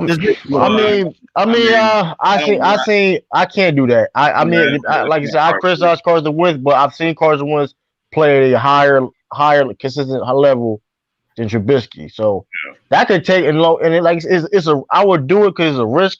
What can you lose? I think the Bears is a few pieces away to go to a Super Bowl. They're not getting Allen Robinson back. They kiss him goodbye. I mean, but I'm saying they can make it. I mean, I would pull the trigger. Sometimes you got to pull the trigger. Sometimes, you know what I mean? Maybe it could be a renaissance. I mean, I don't know. Carson Wentz can redeem himself. I'd like to see Watson at Chicago. They got to give him a lot. They got to give away a lot for him, though. Whoever get him, they got whoever get Deshaun Watson, you're gonna give up a lot. Hey, there's talk that the 49ers are in running for Deshaun Watson. Now that would be unfair. Oh, they going to the Super Bowl. If they stay healthy. Yeah, you write it down. They're going to Super Bowl with Deshaun Watson. Yeah. They especially if they stay healthy. That's all they gotta do is stay healthy. They definitely. Him and Kyle Shanahan together would be unfair. So unfair. I love to see it. Yeah. Man. I mean, Carson Wentz on the pick. I mean, I'd take Carson Wentz on the pick if we had to, but I don't think that's going to happen. That's not a bad pick though, because I wouldn't mind it. Bad. I'm just saying. If he wants his career to go, more than positive, he could benefit from being with Belichick. Yeah, I mean, McDaniel after this Super Bowl, he's gonna spend some money now. Hey. Yeah, he got no choice. I mean, since the cap has been going up and stuff like that, I don't think he got no choice to. You know what I mean? He got since the cap been going up, if you notice, since the cap been going up and up and up. I mean, he's still going to have the same type of philosophy and stuff, but he got to put extra more dollars to it. Hey, it was funny. When I was watching the game last night, I was thinking about Bill Belichick. And Bill Belichick probably felt like those actors that turn down movies and the movies turn out to be really great. Oh, man. Oh, my God. Bill stubborn. Bill has a philosophy, man. I mean, I don't know, man. I don't know, man. Bill he got to get a GM game. He got to do his GM work, man. I mean, I don't feel sorry for him. Well, I mean, I think if more than anything, what he's got to do is is adjust to the new way of the NFL. Schemes and stuff like that are great and is wonderful, and you need them. But you don't just win with X's and O's. You win with Jimmys and Joes. Right, but he got to find the talent. He don't got, like I said, the thing about Bill, I give him this. He don't necessarily need the best talent, but he can utilize any player at their best strengths. You know what I mean? He can bring out the best out of players. So I mean, of course. So, but he got to find them players though. That's the problem. That's been the problem these last couple of years. That's the problem. He got to find those players because ultimately he's getting older and he's injury prone. We gotta get some receivers and a quarterback. I think we'd be fine. We get receivers, couple receivers and the quarterback. Patriots be fine. Yeah, but I also think too, again, as the league becomes more millennial and gets younger, guys are not going to come in buying into that Patriot way. You don't think so? It's because if you look at, because here's the thing with the Patriot way, and again, and I'm not saying the Patriot way is completely wrong. I'm saying that if you hear guys who played in the Patriot way, like Gronk said last week, it's like, football needs to be fun. It has to be fun. It's not fun playing the Patriot way. And guys if you out there sacrificing your body, you out there throwing yourself around, you out there, risking injury every time the ball is snapped, you at least want to enjoy what you're doing. and but he was having fun. I mean, he was having fun though. That's why. Yeah, he had fun regardless though, man. Right. Like, every Super Bowl they won, what was Gronk doing? No, I'm talking about the day-to-day stuff. Like, oh, yeah, I feel what you said, but I mean, but here's the thing though, man. Like you hear, listen, like especially playing like you in, like you heard it. Like I don't know if you want to win. Like here's the thing, I can't get mad at it because in the day, Bill Belichick, listen, listen. We're gonna try to win a Super Bowl. Right, of course. We can have fun. Listen, that's first and foremost. We can have fun afterwards. It's all over with. Right. But we trying to win the Super Bowl. And the thing is, going college, it's cool. You having fun, more fun now, but you wouldn't be in that position now if you wasn't on the page. You know what I mean? Like, because I mean, it is. I don't know. It's something to be said. And again, this is where I don't want to pick on older coaches because I don't think it's so much an age thing. I just think it's a mentality thing where, again, you're bringing in guys who are younger, a younger generation. Younger generation wants to enjoy coming to work. They want to enjoy what they do. If they come to work and it constantly feels like a grind, and they understand, there's work and we got to work. But if you're enjoying the process, you feel a lot better getting up, coming to work every day. And I just think that old way of you're buttoned up and you don't say anything and you don't dance, you don't celebrate, you don't it's just I think that way is becoming a thing of the past. That's definitely a good point. I don't know, like that's definitely, but mind you, these millennials, they watched out growing up watching the Patriots be a successful dynasty and stuff too though at the same time. Cause these young players, they grew up watching Bill Belichick, the Patriots being good all these years. So that could be a factor why I won't play for that coach. Yeah. So it's like it gets real tricky because Bill can listen. Bill been doing I don't know how he pulls it off. Like he could people taking pay cuts and stuff like that. He don't overpay people. Like he been doing it for a while. I'll say this about culture. Sean, I get what you're saying about people want to have fun. They want their work to be fun, so it can be more like what they enjoy doing instead of a profession. But I will say this: players love the money. They enjoy the money. They enjoy the success. They enjoy the perks that come with it. Right. Now, if we're talking about an organization that's losing, that's not getting to the AFC championships every year, that's not getting to the Super Bowl damn near every year, does not have a chance to compete at the highest level and be seen by the most people because they're playing late in January and February. Into February. Then I get it. If you're losing, you want the culture to change. It could be too tight. You want to have fun and stuff like that. But I will put some of the onus on the players in a Bill Belichick locker room because Bill Belichick, he may set the rules. He sets his culture. He wants things to run a certain way. Right. But if you're a player that's had success under Bill Belichick, to say that you're not having fun, well, I would have to question you. What about it are you not doing to ensure that you're enjoying winning? Because we've all had, if you ever had a job, there's been bosses, there's been managers that you didn't like, but that didn't stop you from laughing or having a decent time at work. It's finding some type of way to be relaxed and say, well, when I punch out, then I'm good. But for those little hours that you got to do your job, you seeing that this man is giving you the keys to success, then things can be tweaked, but that's with the agreement of the team. You know what I'm saying? Because you can overthrow the captain of the ship, but the captain, you don't want to overthrow that one because he's getting you to the chip. Yeah, I'm not disputing that, J Mac. I think what I'm saying is again, as the world is evolving and we're coming to this place of people want to feel like they're okay bringing their personalities and their true selves to their job. They're gonna come do their work.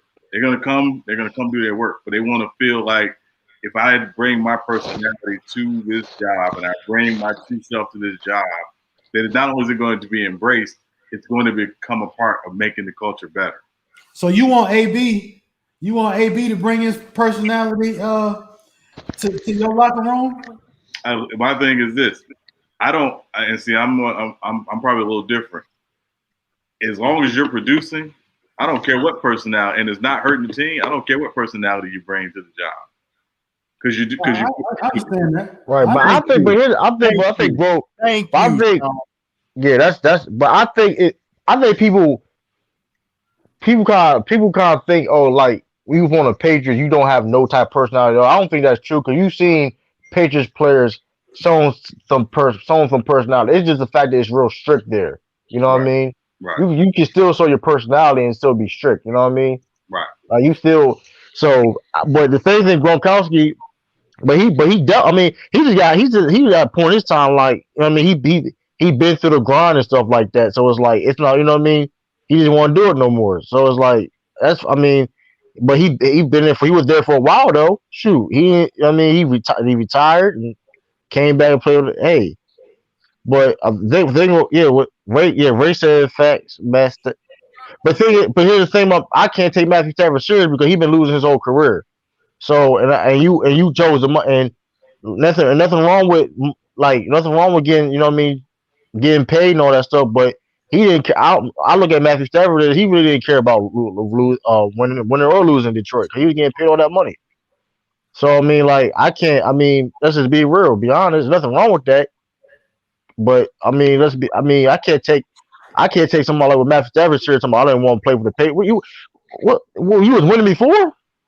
What you did in Detroit? Like what winning culture was in Detroit? I mean, I don't know. Cause I guarantee you, Matthew Stafford, like, cause even though the Patriots only won like 7 games this year, they still was competing out there. They still was like they still had an identity, and it was a lot of things. You know what I mean? People opt out the season to injury, so it still was positive there. The Patriots was the number 1 rushing team in the NFL, so it was like. I don't know, like it basically depends on if you want to win or you don't. I mean, I don't know. It's all like what do you choose? You know what I mean? Yeah, you gotta sacrifice. And I guess true. The other way I look at it from this standpoint, right? They're gonna look at it from the perspective of if you're a free agent, for example, and you're looking at the Patriots as a potential team, and you're seeing Tom Brady after 20 years there leave and go to Tampa and have the success that they had in Tampa, you got to wonder what in the world happened in the Patriots organization after all the success he had there that he said, I just want to be gone. And it was a money, because Tom Brady wanted to stay. Tom Brady wanted to stay there, but it was like he got a bigger deal in Tampa, and it just made more sense at the time because okay, you're not gonna pay him the money I want, and you're not giving the weapons that you're not giving me more weapons around me to succeed. I'm just going to dip. You know what I mean? I want to be here, but it is what it is. You know what I mean? Yeah, I mean that might have factored in, true, but I'll tell you this, man. I in my career, and obviously I've never played in the NFL, but in my career, I found that people that leave companies don't leave companies because of money. They leave companies because of management. Right. I mean, they've been going, but him and Bill has like that type of like, but I don't think it's nothing personal. I think it was just like, you know what, like, listen, man, like, all right, now it was one of them things where like they've been going back and forth for a while. It's always been respect level, but it was like, all right, now it's like, okay, hey, I'm out. You know what I mean? I'm tired. I'm out. But he dealt with it for all that many years. But it was just, you know what I mean? Yeah. It's just we got two differences. Like we got Tom Brady saying he gonna play till he's 45, and Bill like, whoa. Mind you, the Bill from that old era was like, what you mean you gonna play you can't play till you're 45. Right. That's the thing. Bill didn't believe Tom Brady could play this level for this long period of time. And honestly, I honestly believe I think Bill wanted to move on from I think he wanted to move on from Brady a couple years ago, but they made him decide between Brady and Garoppolo, and Robert Kraft got involved, and that's why they ended up trading Garoppolo to San Francisco. Right. I think Bill just want more. Since like Bill think about, listen, man, I know you like, listen, you may not have a lot of years left, but I think I don't know when Bill Belichick gonna retire. Even as a coach, he still can be as a GM. So he looking at it like, listen, man, I'm still trying to, you know what I mean? Like he got his own. When he got his own like goals, and then somebody else got their own goals, and it don't translate, it don't match. That's what happens. You know what I mean? Yeah, and Cisco could speak to this better than I can, but Bill Walsh, all-time coach and GM in San Francisco, used to tell players, he said, listen, I'm going to get rid of you a year early versus get rid of you a year late.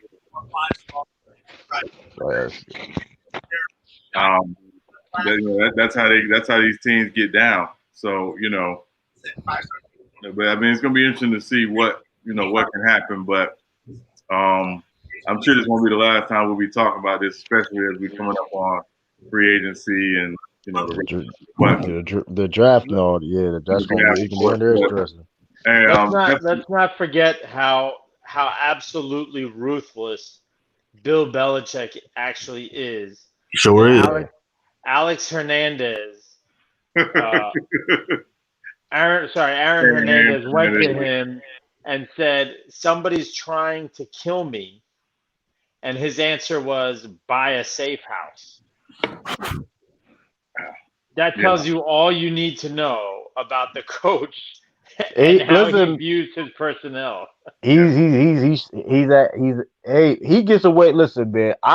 Bill Cole, dude, because he gets away as a coach. He gets away like not necessarily get away, but he has the like decision making where a lot of coaches can't even try to pull what he does. Right. Like I'm still a little upset with the Malcolm Butler situation. Because I don't know if he was justified or not. It was like, what you mean? He bet him the whole game. I'm like, it gotta be something. I was like, I don't know. And they let it rock. They let it rock. There's people on that team that's still on the team today. They don't got. I don't know what Bill is. I don't know, man. That better be a documentary or something because what he doing, it works. Hey, listen, I'm gonna tell you this, True. I know a guy who played for the Patriots. He's a friend of a friend. I'm not gonna tell you his name, but the Patriots signed him as a free agent many years ago. And this is why the Patriots in the midst of their run or whatever signed him from Baltimore, and he got there, and in Baltimore they had a different way where. It was Rex Ryan was the defensive coordinator, and all of the guys gave input into the game plan based on their own film study because that's the culture they built. So a lot of times when they would, go out and do it, have a game plan, it was really player emphasis. So Ray Lewis and this guy and Ed Reed, all these guys gave, input into the game plan. He goes to the Patriots, and it's a whole different animal. And literally, he's in a meeting and, he's sitting next to Brewski and he's like, why do we do it like this on third down on this look? And Brewski was like, hey, man, this is how we do it here. Especially Bill's a defensive mastermind, so you can't listen, I know what I'm doing. Trust me. I know what I'm doing. Right. This is followed by lead. Listen, right. I know you here for a reason. That's why you here because I'm gonna put you. It's like that's how Bill thinks. Like, listen, hey, Sean, are you talking about Adela's Thomas? I would neither confirm nor deny. Oh, you confirmed it. Yeah, no. You confirmed it. Yeah.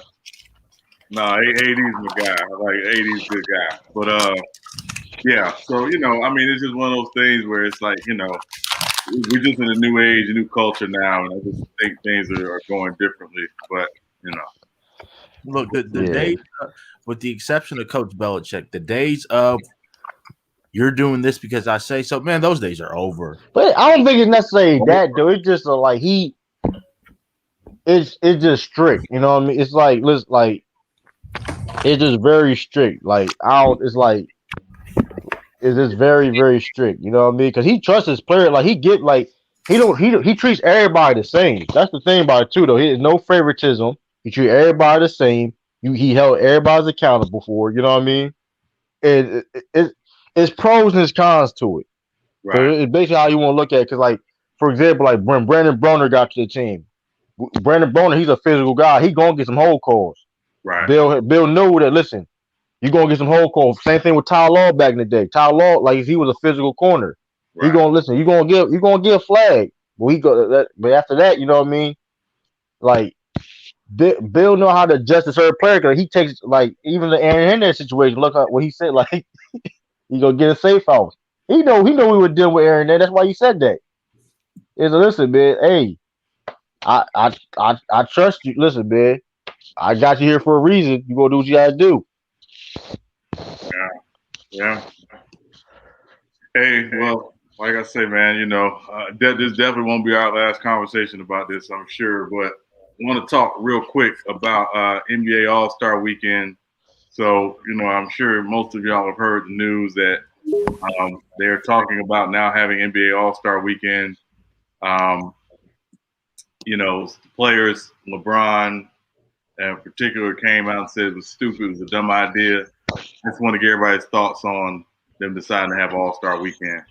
They doing this for money. I thought it was. I mean, it was these couple of weeks. I already thought it was going.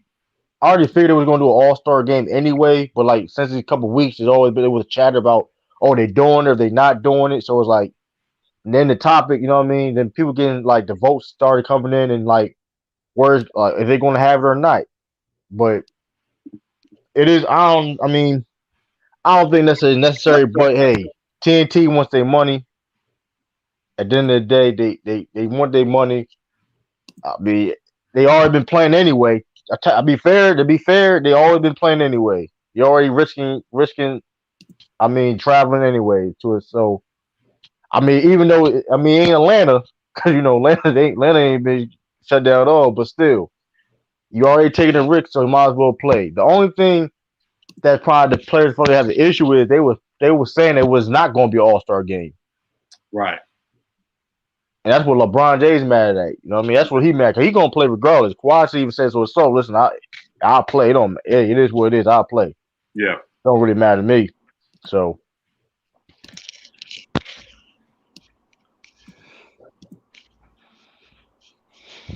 Hey, can you hear me, Sean? Yep, we can hear you. I'm going to say something about the NBA. Here's what I think about it. It's supposed to be in Atlanta, right? The All-Star game? Yes. Magic City's lemon pepper chicken wings probably be the highest. They probably gonna cost $50 per chicken wing if they had an All-Star game. Everybody got to get their money, man. Yeah. TNT, like you said, they gonna get money, but the players probably don't want to play because they were told that they wasn't gonna play. But right. But there has to be some type of compromise, because I honestly believe Adam Silver, he is on the side of the players, and his hands are tied with this one, and there has to be some kind of give and take. So, right. The players, for the most part, they get a lot of what they want, especially with the relationship, with the collective bargaining, with the ownership. So every now and then, man, there's a situation where it's settled. You got to go to work. Yeah. And and there'll probably be some kind of incentive, whether we know about it or not. There's going to be some kind of. But I think I did hear today where players get an option to where they can play or not. They want to play or not. Anybody hear? I did not hear that, but it doesn't mean it ain't true. Yeah, of course. Yeah, so whether they play or not, they're gonna show up. They get paid for that. That's pretty. The COVID situation is what I'm scared of the most, because you can have a situation where teams go back to their respective places to play, and could possibly spread that throughout the NBA. Right. Yeah, that's the thing with me, like, because like, for example, we got some people also got multiple players come in the All-Star game. Right. So it's like so it gets tricky, but they gonna play though. They gotta get that. They gotta make that money. It's what it is. Like they're gonna have like the celebrities and all the rich people on the sidelines and stuff. They're gonna make it a little spectacular. Where it's like, I don't know. It may be a good All-Star game like that. If it's like it's just select, it may be a good All-Star game. I don't know. Yeah. Lee, you want to chime in on this? Yeah, LeBron's right. It is pointless, at least for this year. But True to King is also correct. It's a money grab. They're doing it for the money. TNT does not want to lose that check. And as a result, Adam Silver, unfortunately, has to answer to these greedy owners, and the owners don't want to lose that check. So unless the players just outright say, you know what, we ain't playing, without any consequence of losing, a portion of their salary for the rest of the season or next year, moving forward, then the All-Star weekend is happening, and there's nothing anybody can do about it. Yeah, it's too much money into it, man. It's too much money, like advertisements and clothing, and it's so much going involved. It's like you gotta they're going to have it. They got like it or not, they're going to play. At the end of the day, I mean, they know they signed up. They signed like they contracts and they signed the contracts in the day. Like it is what it is. Like. They also donating. I think they're working with Chris Paul. They've come to some type of situation where a lot of the proceeds are going to be donated to. I heard that. Yeah, I heard about that. Yeah, I heard about that. So that's a good thing. But just as long as everybody still got business to take care of. I don't know about y'all, but it seems like the season is flying by. So if they get it right, with very minimal positive results and active testing and stuff like that, I think it could work. But it is a gamble. Yeah, I mean it's a major gamble. I mean, and obviously I think the players, have to protect, the collective bargaining agreement as much as possible. Because if they opt out or they say we're not going to play, then there may be a stipulation in the collective bargaining agreement where the owners tear it up, and they have to go back to the table. So, and they definitely don't want to do that. But the irony is, today, 24 years ago, is the anniversary of one of the worst slam dunk contests ever that was won by Kobe Bryant in Cleveland. Ooh. Yeah, it was atrocious. Yeah, it was awful. Yeah, I only remember Kobe. Hey, Sean, wait, hold on, Sean. That was the greatest dunk contest of all time. Oh man, no, that ain't the worst. Nah, the worst dunk contest of all time with Jeremy Evans, man. The one in Orlando. They might be neck and neck. I mean, that was horrible. Yeah, one of them looked like Precious, the other one looked like Monique. Like it was pretty bad. Before, crap, what was I gonna say? Oh yeah, so yeah, prior to Vince Carter's slam dunk contest in 2000, the dunk contest was really, for about 5 years. Oh, you said 5 before that? Yeah, it was like that.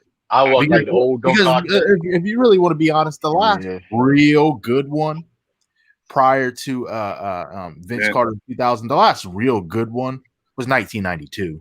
That was like, to me, that was like the last real good one. Yeah. You talking about Cez Ceballos? Mm-hmm. That was the last. The Brett Barry, I seen the Brett Barry one highlight. That was all right. Yeah, the Brent Berry one was all right. Yeah, that was all right. Okay. That man had a blazer on, dunking. You got me, but the rest of them were terrible. Yeah, but the rest of them were terrible. Yeah, that wasn't a good one. That's when they had like 6 people. That's when they had like 6 people in dunk. Yeah, I got 6 people. And then Michael Jordan retired from the dunk contest too. True, they used to have 8 people in the dunk contest. Yeah, it was 8. Yeah, that was wild. You had 8 and it'd be bad. I got 8 people. Man, look, I'm surprised Dana Barrow didn't join the slam dunk contest. Yeah, for the yeah, it's been some clunkers. I'm not gonna lie, but that one in '97 was bad. It was bad. Hey, that was so bad they canceled the one in '98. Yeah. That's wild right there. That's wild. They canceled. Yes, They canceled. I know. Yeah, like I'm thinking. I was thinking about it, like they don't have one for '98 because I was just like watch dunk contests all the time on YouTube. Like it's like they don't got. It was bad. Like it was really bad. Was that the lockout season though? No, it was '99. Because that's even making it worse. At that point they weren't putting in star players in a dunk contest anymore. That was the mid. No, I don't have a problem with no star players, but if you in there, you gotta be a like because you listen. You could be there's like you can know how to dunk. Like you can you just like amazing dunker. I have no problem with it. You know what I mean? Because Jason Richardson, he wasn't really like a superstar player. He was a good player. He wasn't like no superstar, but the dunks he pulled off was crazy. At least be a good player. I mean, they started going to this whole rising stars kind of concept. So like they wanted to get the guys in who had next. But yeah, it was a long time there.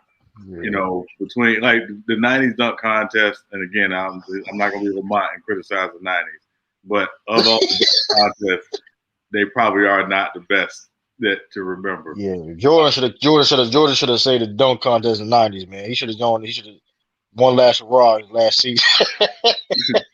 Yeah, no, I mean, you know, it was bad, but you know, but the one in Orlando 2012, true, the one with Jeremy Evans.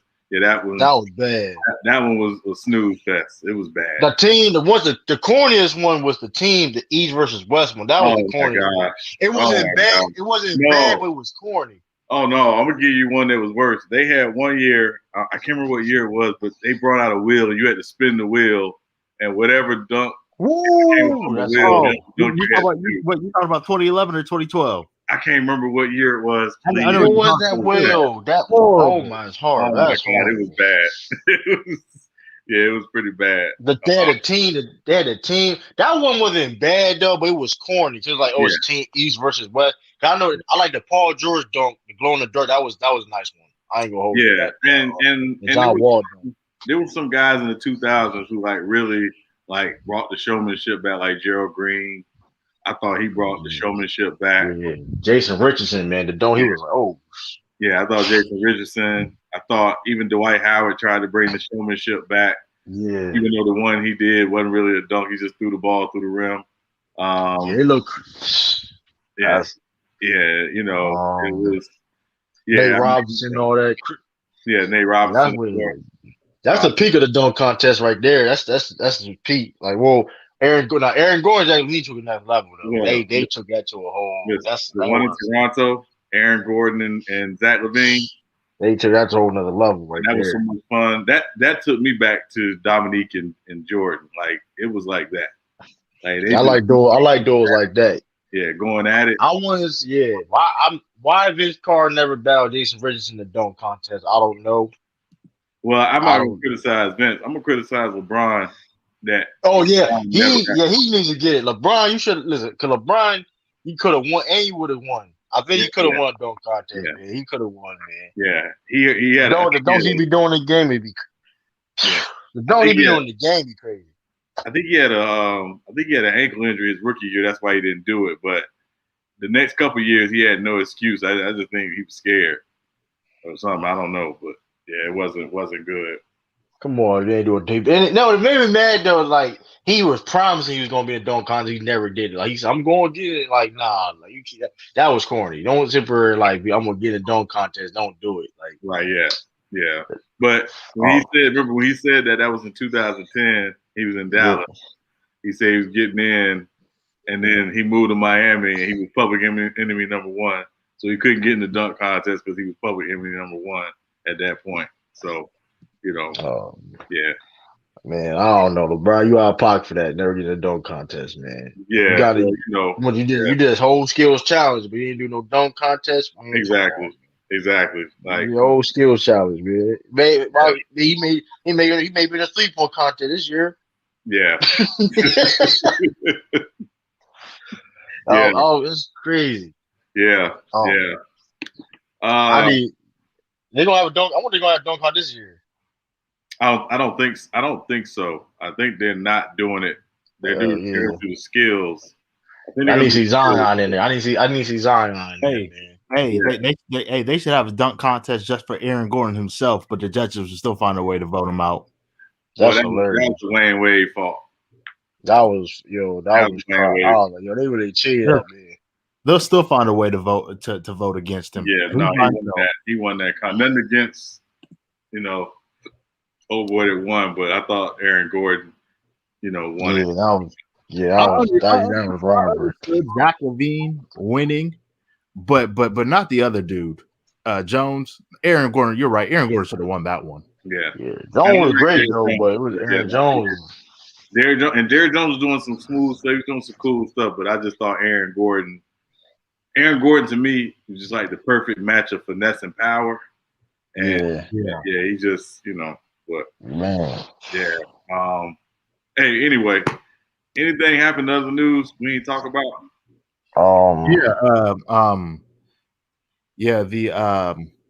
The Bengals, they're talking about they want to go ahead and re-sign Kajana Carter, and no, I'm just kidding. Oh man. No, but let me see what Adam Schefter has said. Anything in regards to I seen her as the Barnes like one of the main targets in the trade section, Lee. I seen that. Oh really? Yeah. They're gonna I think I see OG Anunoby too. And that could be for that trade. I wouldn't mind it. People say why Soldiers already got enough wings. Soldiers try to play small also. Because we already got a lot of bigs. We're probably going to upgrade on the big also. It's just basically for like versatility and depth. I wouldn't mind it because Harrison Barnes can guard for us. So yeah, man. And he can shoot. So I am focused on obviously this season, true. But I'd love to see the Celtics get Monster. I would like Monster. What's his face? Evan Mobley in the draft next year. I love that. Oh man. I'm not trolling. That dude is a dog. Evan Mobley. Evan Mobley. I mean, that dude. I don't think we don't need it. Like I think the Celtics have done enough in the draft as of right now. If we like anything in the draft in the future, it should be like anything like pieces like a Peyton Pritchard. Like that's like players like that. You know what I mean? We don't need like because we did enough in the the Celtics did enough building in the draft. We just gotta make the pieces and pull the trigger like in trades and free agency and stuff like that. So you wouldn't want a 7-footer to play power forward who has his skill set? I'd love that. I love it, but we don't know what he's a rookie. We don't know, and it's still like we don't know in a sense. I don't know. Like I want like Miles Turner is a safer decision. You know what I mean? He's safer. Yeah, I agree. You know what I mean? He's safer. Mobley has a much higher. And I mean, we gotta give him. If we gotta give him a late flop for Evan. If he's there, because he's gonna be like a top 5 pick. We gotta give him a lot for. He's top 5 easily. No, I mean, when you think about it, Miles Turner is exactly what the Celtics could use. Yeah, he's leading the league in shot blocking. Exactly. He can hit the 3. He's a solid, if not capable, rebounder. So he won't. I think he fits perfectly with Brown and Tatum. I think long term. Why the Celtics get him? I don't know. Yeah, I mean I think Daniel Tice. He's gonna get traded. Daniel Tice is getting traded.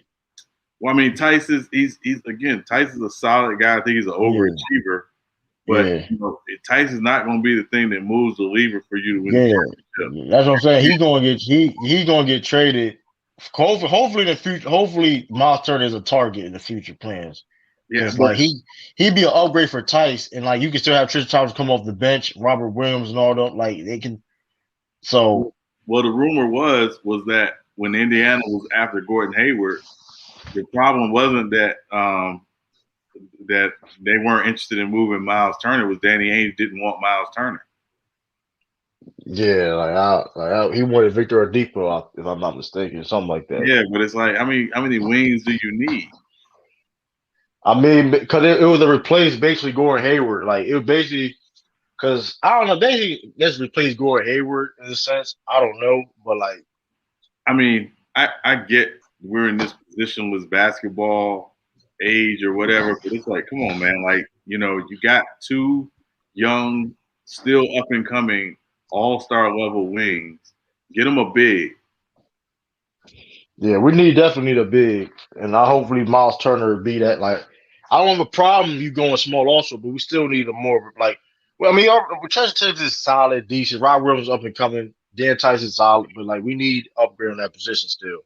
And Miles Turner, he'd be the perfect fit. That would be a perfect fit. Can stretch the floor. Kemba Walker, he just gotta be more consistent. He don't need to be the Kemba Walker from Charlotte. He just gotta be more consistent. Sometimes he give me a heart attack every time he plays, man. He give me a heart attack every time. I mean, you don't know what you're gonna get because when he plays bad, he plays bad. When he plays good, he plays good. Yeah. So yeah. Yeah, I mean, we'll see. I mean, obviously, Derrick Rose moving today or yesterday. He about to wear jersey number 4. Yeah, so that's gonna be I mean, it's Knicks is back. Knicks is back, Sean. Hey, the Knicks is back. I don't know what Thibodeau's obsession is with getting all his old players. I mean, like, what's next? You gonna go get Kirk Heinrich out of retirement? Like, I mean, like, come on, man. People he trusts. Cause that's the only. If you notice, man, that's why you pay people all those minutes. Because that's the only people you can trust. If you don't trust him, you ain't getting on the floor. Yeah, because I mean, he played Obi Toppin 13 minutes a game. So yeah. I'm like, you don't trust. Like, so I don't. I mean, that's not a bad move. They trying to win. I say I gotta give it up to they trying to win. Yeah. When they got to their role, they trying to win. So I gotta respect that. Even they may not make the playoff. They most likely gonna be in that playing game though. Right. I don't know if they're gonna make the playoff. So they've been impressing me. They've been the most impressed. They've been impressed. They're like #1 defense right now. Right. So they've been highly impressed when they've been competing. So right. I'll tell you what, KD's out. Kyrie's out too. What's Kyrie out with now? Is Kyrie out? Yeah. I don't know if he... Yeah. Oh yeah, you guys didn't hear about it? Yeah. So earlier today, Kyrie cussed out management, and then he said he has to take care of his mom, so he's not coming back for 3 weeks. Oh, yeah. Wait. Oh, no, man, that's not it. Oh, no, I don't think Kyrie didn't play last game. I don't know if it was. Yeah, he's got a finger injury. Yeah, I'm just. But KD, I know KD doing the COVID protocol, so they're gonna be. Yeah, KD's out Friday. They got Overlay. Brooklyn got Vonleh. They got Noah Vonleh. So Noah Vonleh, but that's gonna be their backup center. Yeah, but I mean, can he guard Embiid? No. Exactly. They just get anybody that got like some type of defensive tag on them. I mean, Embiid gonna get 35 and 15 against them. So I mean, like, who cares? They get anybody with a defensive tag on them. Hey, he know for playing defense. Hey, the free agency in the NFL is going to be interesting because the NFL is projecting that the salary cap is going to go down about $10 million. Yeah, at least, if not more. That's good.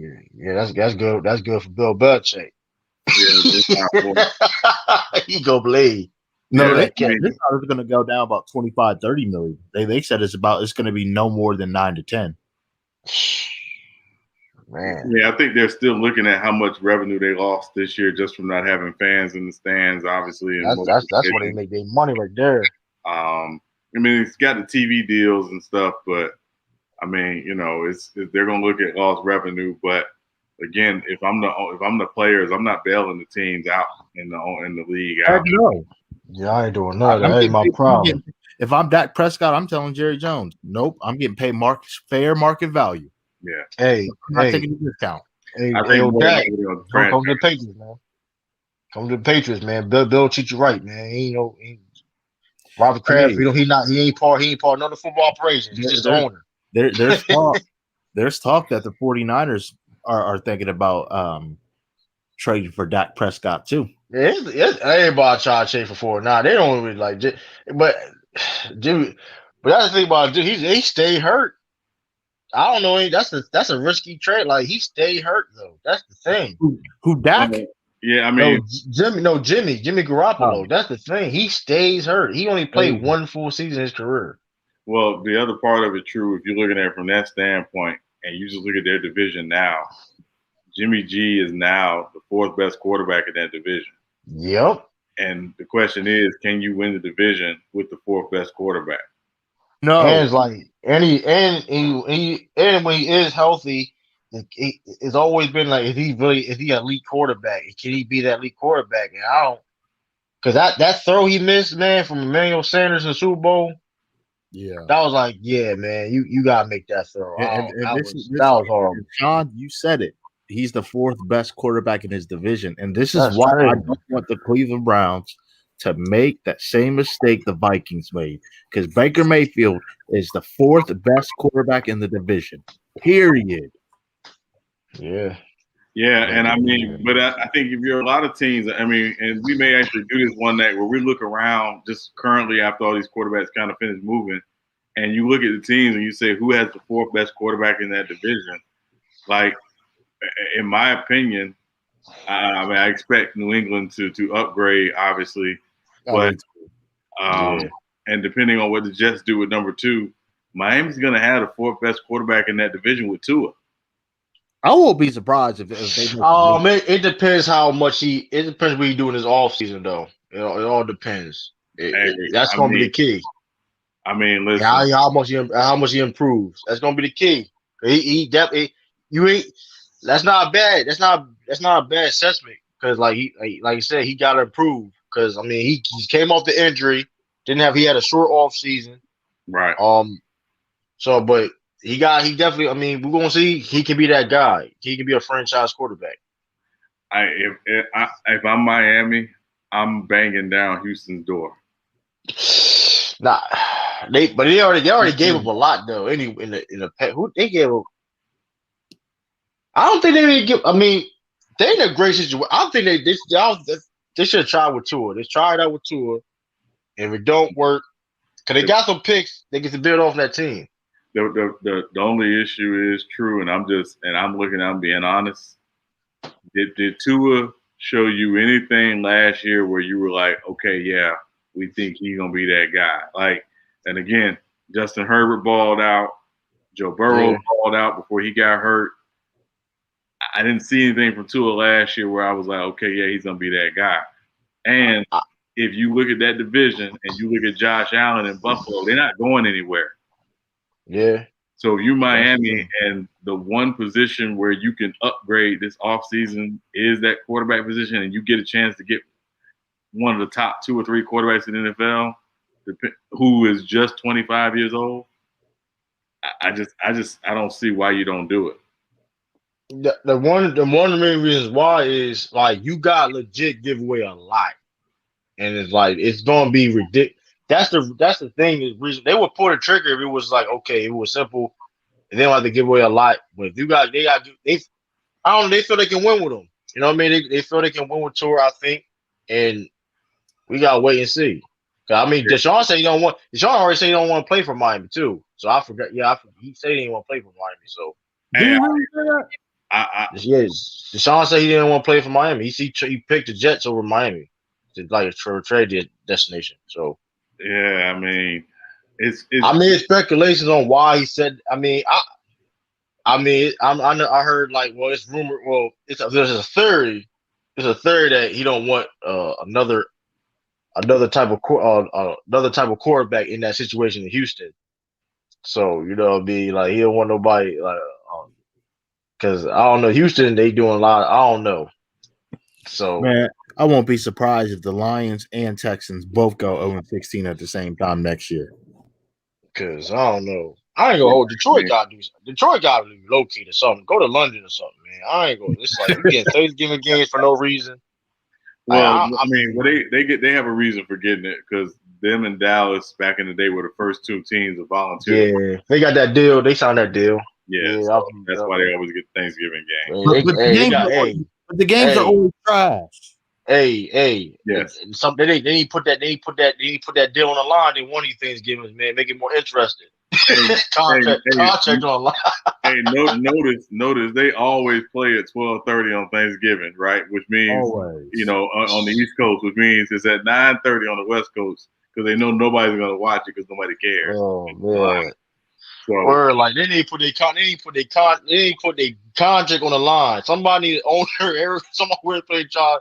Listen, whoever loses, you can't. They got the Thanksgiving contract. Yeah. You gonna get ratings off that one. Yeah, literally. Detroit play their heart so. Detroit play probably best. Yeah. Hey,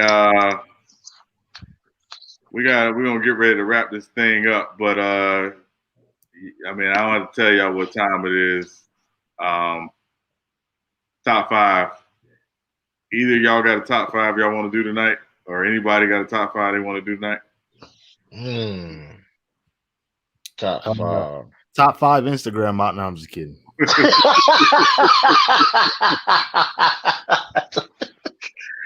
That's funny. Hey, I don't even know who those are, so I can't even tell. I'll be making names up. Yeah. Top five. Hey, speaking of made up names, bruh, I don't know if I haven't watched the first 48 in years, but bruh, I know this is random. I used to hate the stereotypes on the first 48. Like it'll be like let's say there's a white guy accused of murder. There's just a John Smith accused of armed robbery and murder. But then every time it's a black person, their names are always ghetto. Always. It'll be like Jaquante Shinharius Quintavious Johnson. And then they always have hood nicknames too, like Jaquavious Johnson, aka King Yella 500K. Like what? Stop. Yeah, that'd be crazy. Bro, I used to hate first 48.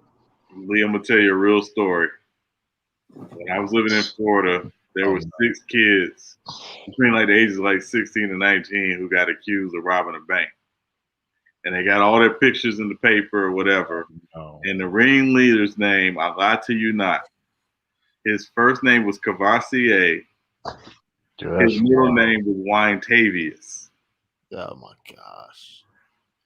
I can't remember that name. His name was His name was Cavassier Winetavious. Yo, that's out of pocket, man. What is he supposed to do with an adult in his adult life with a name like that? Oh, I'm changing my name. Yeah, you literally got to put CW on your resume. Like you don't even get to. You can't put that on a resume. Man, the worst name I've ever seen was Quintavious Marquavius Jackson Smith. I've seen that name before. That's terrible. Yeah. I'm a firm believer there should be one person assigned at every hospital where they have births, and their job is you're not allowed to leave the hospital with your baby with a jacked up name. And if you try to leave the hospital with a jacked up name, you get slapped. Literally. Yeah, some of them names be out of pocket. I'm like, come on, man. Like it's just way too much. But anyway, top five.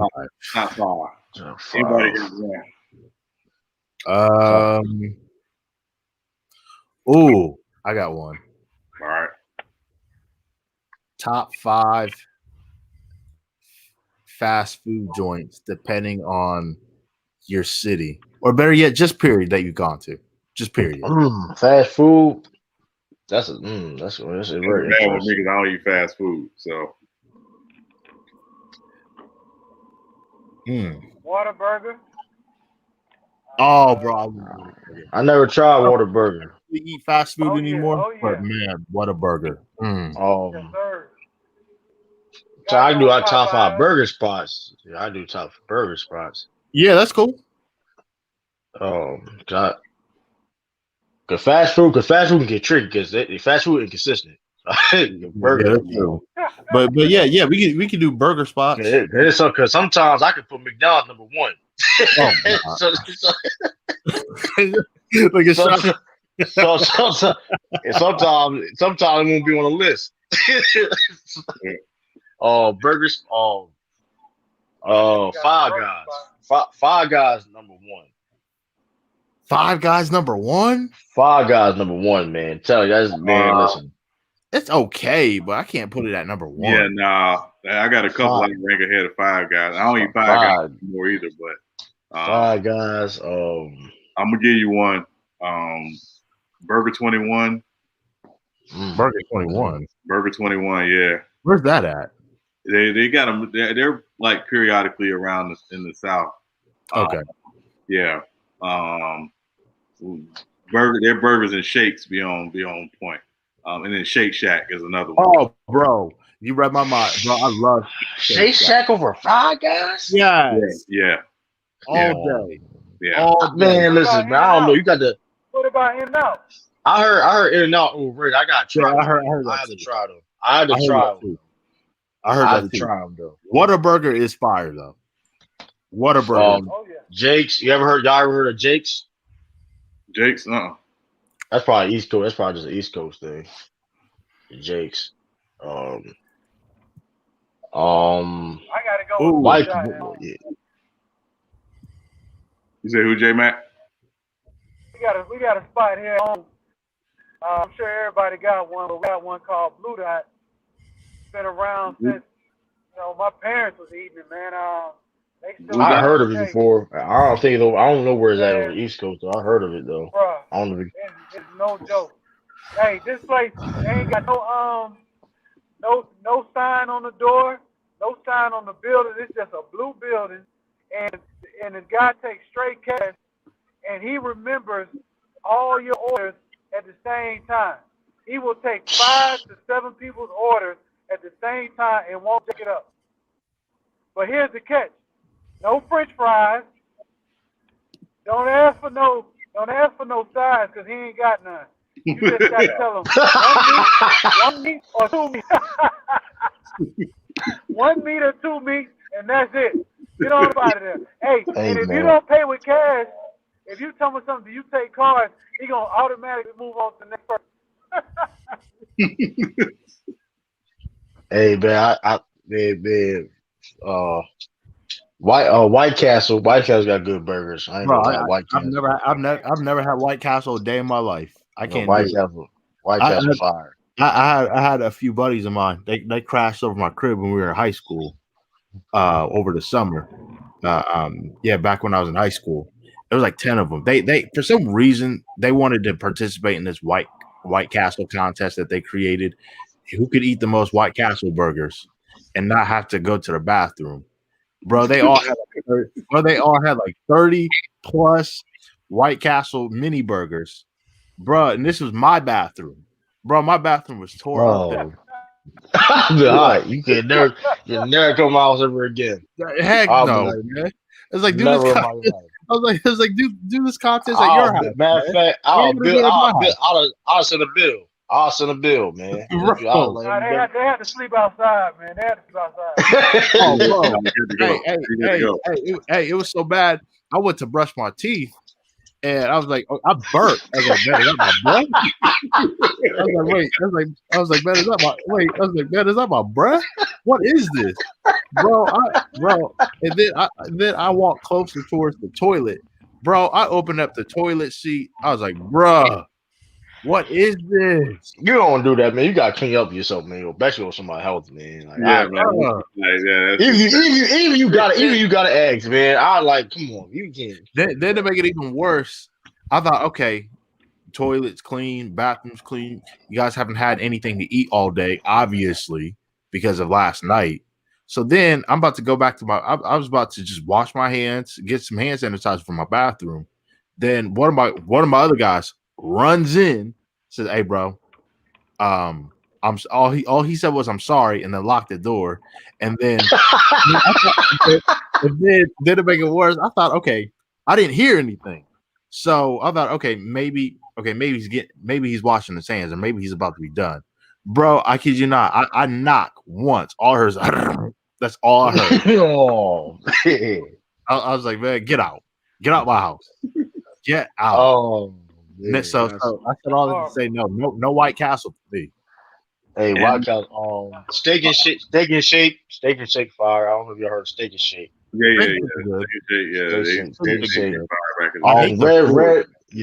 Red Robin. I hate the floor. Red Robin, and Fuddruckers. Y'all got Fuddruckers?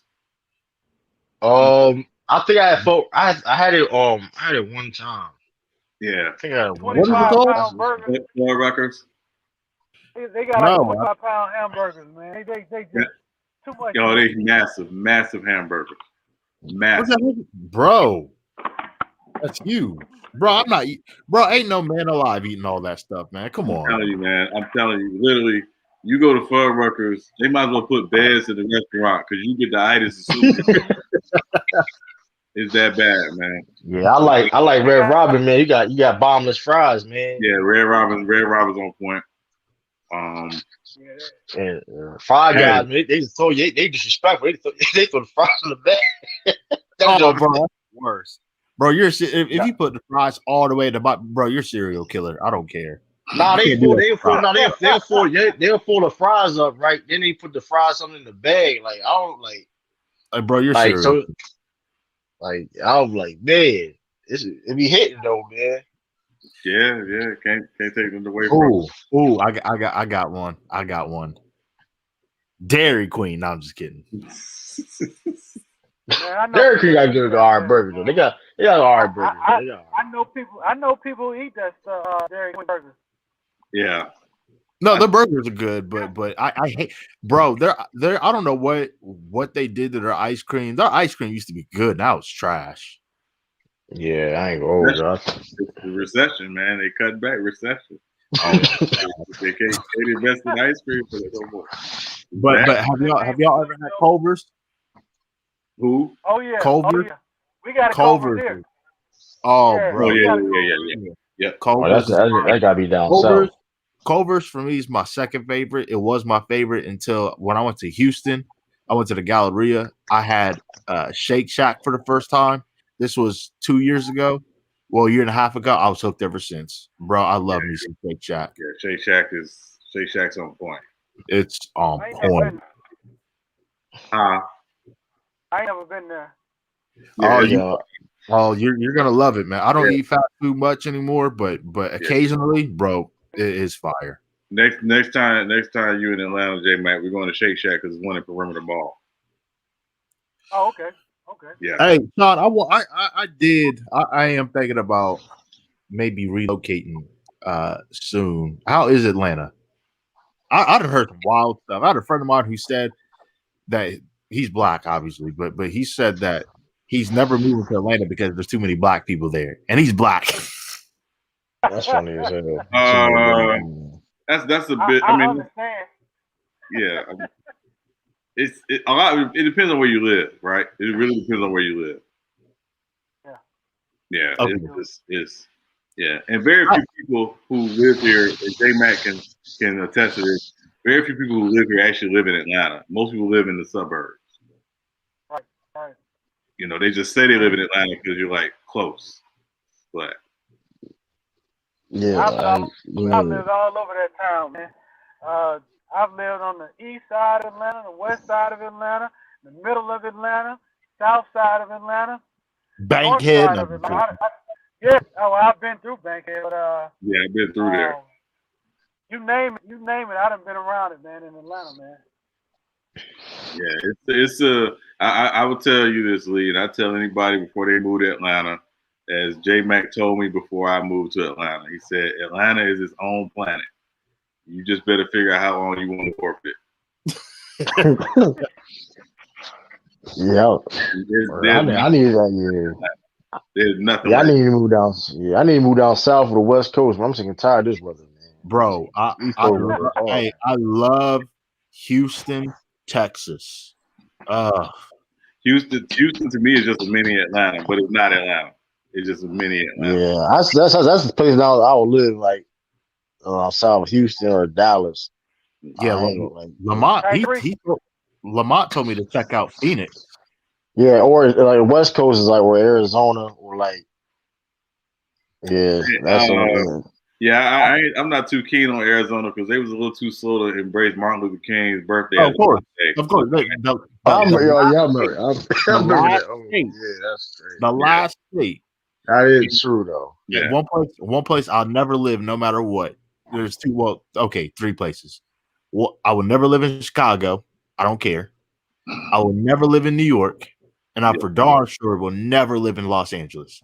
I don't care if I'm the wealthiest man on the face of the planet. I'm never moving to LA. Not doing it.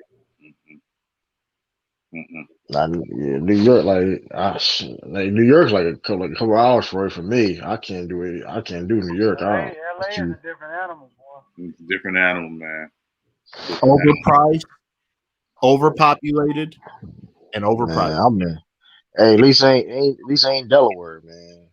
I'm sorry. I'm not paying $6.43 for a gallon of water. I'm not doing it. Yeah, that's wild. Yeah, that's definitely wild. At least it ain't Delaware though, man. There ain't nothing. There's nothing down here. Oh yeah, I'm not living in Connecticut either. I forgot about that.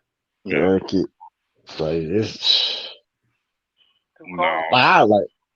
It's yeah. I mean, when it's warm and stuff like that, you know what I mean. It's so, but when it's cold though, man, it's like man, snow outside now, man. I like the cold to an extent. I like the snow to an extent, but once it's below 20 degrees, I'm out. Hey, I've never lived in Chicago. I can't do it. Can't do it. Listen, I don't know how SB does it. I can't. I don't know how they do it either though, Midwest. Man, I was in Midwest for like basic training and all that, man. Like it wasn't cold, but it was like the heat. Even if the weather is just like, what in the world? It's like it's East Coast weather on steroids. Like it's like super hot. Then when it was cold, it was super cold for no reason. I'm like, man. Hey, but rain for no reason.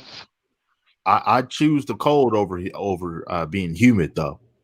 That's the only thing about Houston. I don't know about that though. Houston is dry heat except for when it rains. Oh, they're the worst. I'd rather be hot than cold. Tell you the truth. Yeah, no, you need the heat all day, every day. I can't do the cold. Listen, man, because we're black. That's why. Well, hey, that. You say that. Hey, true. You say that, but look at it like this: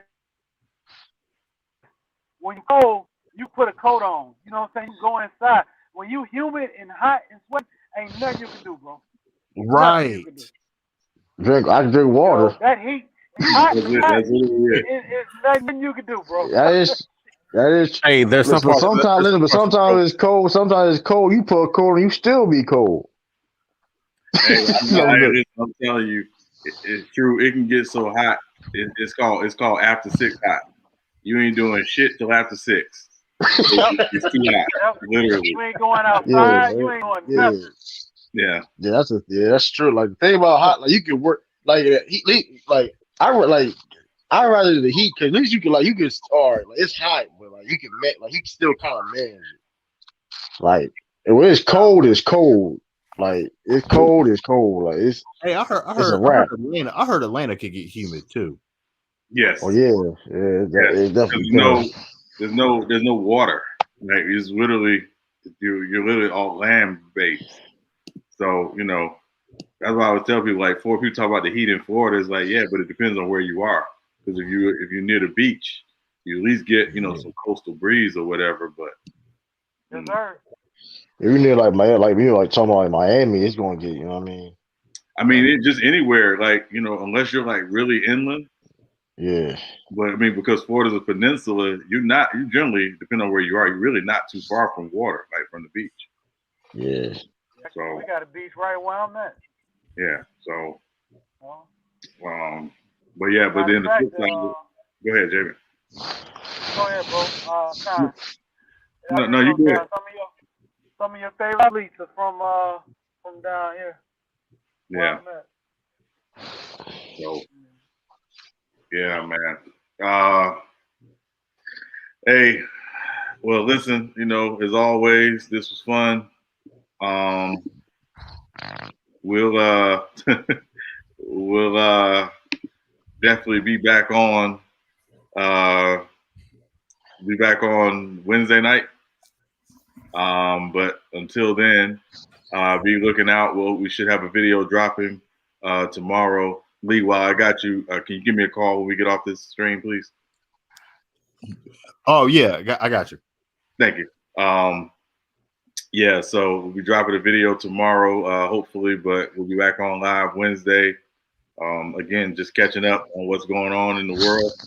Hopefully we passed all the Super Bowl talk because I'm sick of it already. Right. But, yeah. Well, I couldn't watch I could not watch Undisputed today for one reason. Yo, Skip Bayless out of pocket. Skip Bayless made me sick though. He makes me sick. I ain't gonna like. I watched none of it today. I literally avoided all of it today. I did the same thing. I was remember a couple weeks ago when they beat Green Bay, he was like, man, he overthrew him on purpose. I'm like, when he said that, I was like, enough. I got he said Tom Brady for purpose. I swear, I want to ask all the people at ESPN. Shannon couldn't even do nothing. Yeah. I want to ask all the people, how much lube do you need to ride Tom Brady? Seriously. Oh my gosh. Oh man. Man, it's ridiculous. I'm a Tom Brady fan, but they be like, she would be going too much. Like, all right, now it's like y'all is going too much now. Like, yeah, y'all doing too much, man. TDRs, man. Look, it's I couldn't even listen to the podcast. The only reason why I'm even entertaining Fox Sports Radio today is just to hear Rob Parker come up with another excuse because he's the biggest Tom Brady hater on the face. He is a hater though. He is a hater. I can't stand Rob Parker though. Hey, well, I mean, listen, Rob Parker says some crazy stuff, but I do give him props. When he's right, he is right. Yeah, he is. I give it to him. I give him that. I give it to him. He's just a LeBron and Tom Brady hater. Yeah. You can't stand them. Yeah. But I got at him on Twitter because he said the 04 Pistons didn't have any Hall of Famers. Oh my God! He said, he did say. He be saying some wild stuff though. That's why I was like, he be saying some wild stuff. I'm like, Chauncey Billups. I'm like, dude, they got 2 Hall of Famers easily. Chauncey Billups and Ben Wallace are both gonna get. Wallace, yeah.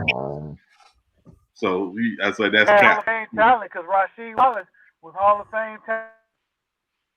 Yeah, Rasheed Wallace definitely was Hall of Fame talent, and I think Rip Hamilton borderline is Hall of Fame talent. Right. Yeah. Absolutely. So yeah, he be capping a lot, but he does. Yeah. But that's what they do over there. They always saying stuff for shock value. So, and that was a nice squad. that was a nice squad. Yeah, it was a good squad. Their whole starting 5 was in the All-Star game. Yeah. Yes. I don't think Tayshaun didn't make it.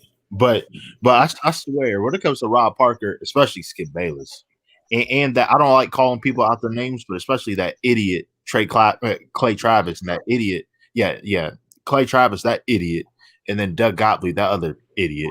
LeBron James 100 points, have 95 rebounds, 95 assists, 75 blocks, 75 steals, and make 33 pointers, not miss a shot or a free throw. But if he makes the correct basketball play by passing up a last second shot and tries to pass the ball to a guy who misses a layup, they're all gonna say, "Oh well, LeBron's overrated." Like, man, I'm out of here. Like it's funny when I had to start watching them shows, man. Cause like when Mike Carver talking about, listen, man, if I have to, the Warriors, if I have to give anybody the last shot, I'll pick it Iguodala. Right. Max Kellerman. Like, He was I was like, I would have walked off stage. I would have walked off stage. Now we done the show. All right, I can't do this. He said Iguodala. He put emphasis on it. Like, come on. Yes. I tell guys all the time, man, you got to know those personalities, specialties. Like Max Kellerman's specialty is boxing. When he talks boxing, I actually listen because he knows boxing. Stephen A., when he's talking about the Knicks, because that's all he really knows what he's talking about is the Knicks. And he barely knows that. He barely knows that. But I give him his props knowing the Knicks. Because he don't know football to save his life. Doug Gottlieb, when he's talking college basketball, I listen. Right. Skip, when he talks to Cowboys, he knows what he's talking about because that's all he knows. That's all he watches. You got to know them guys. Yes. Russell Wilson. When Cal heard talking about Russell Wilson, he know what he's talking about. Other than that, he don't know what he's talking about. Stephen A. Smith, because Stephen A. Smith is annoying because he be on every different type of platform when it comes to sports. Like, you don't even know what you be talking about. Right. I remember he was on UFC. He was on UFC. I was hot. I was about to say that. True. That man was on a UFC panel. I'm like, what are you talking about, man? Like, what are you doing here? John Jones. What are you talking about, man? Yeah, it's like I remember it was so bad. Stephen A. was talking about the Chargers. It was a dude who played for the Chargers like 3 years ago. He was out missing in action. He's like, he ain't been on the Chargers in 3 years. What are you talking about? I don't know. Like, he couldn't pronounce Chase Claypool's name correctly, Hunter Henry's name correctly. I remember he called him. He called him Clay Shea Pearl, or it's like what? Yeah, I don't understand that. At least Skip Bayless don't know what he talking about, but he low key has experience in different like fields of sports, even though he be sound crazy. But like it'd be like Stephen A. Smith, you put that man talk about MMA, he'd be a whole golf panel. He'd be the whole golf panel. Nah, true. Skip has zero credibility after he said he ain't got no credibility. He definitely got no credibility. After he said Johnny Manziel will be bigger than LeBron. After that, I was done. Yeah, he been like, I walked off stage. He literally had the nerve to say Johnny Manziel should be the #1 overall pick, and Davian Clowney and Khalil Mack aren't in his league. What? Yeah, that was out of pocket. Yeah, like I understand having a personality, but you doing things, but you don't got. You don't gotta do that, man. You don't gotta do that, man. You can have personality it's still like I don't know. Oh yeah. Like, hey, real quick. This is an interesting top 5. Your top 5 most hated sports talk show hosts. Oh man, hated. Oh, Skip Bayless. I'm not in order. I don't got like my order, but Skip Bayless, Stephen A. Smith, Rob Parker, Jason Whitlock. Jason Whitlock. It's a lot. Hold on. I got more than 5. Hey, Sean, I read your mind because that face is like, man, that cool. That cool. Man. I got more than 5. Marcellus Wiley. I don't rock. He be saying. Oh my god. He be saying. Yeah, I'm through with him. Yeah, done. He be saying. It's a lot of them though. The old politician. The dude that switched back to politics. The dude went back to politics. What's the dude he talking about? The dude that went back to politics. Will Kane. Will Kane. Oh, he was terrible. Hey, anybody Hey, I'm gonna tell you, I was on Will Kane's show like about a year or so ago, and he was having a conversation. I think it was when somebody had sprayed the N-word on LeBron's house, and he was trying to justify. Yeah, I heard that wasn't really racist. Y'all remember that LAR quote? You gotta chill out, man. And I said, you gotta chill out. I was trying to explain to him, like, first of all, you never yourself been a victim of racism, so how would you know? And I said the second thing is racism comes in different levels, but it's still racism. Right. Yeah, that's what Jason Wood like that. That's when he was talking about, LeBron can't get affected. But he talking, he vandalized his house. So Jason Kuhnlock said, "Well, LeBron can't be effective because of his wealth and his privilege." Yeah, What? yeah. Yo, wow, it's the what's Nick Wright, Nick Wright. I like He Nick be Wright. hating. I will admit he does go He too be far hating. at times, but I like him. I mean, I like Nick Wright. I would say I don't always agree with Nick Wright, but I will say at least he tries to give some context for why he's giving his opinion. I'll give him that. Yeah, I didn't like Chris Carter.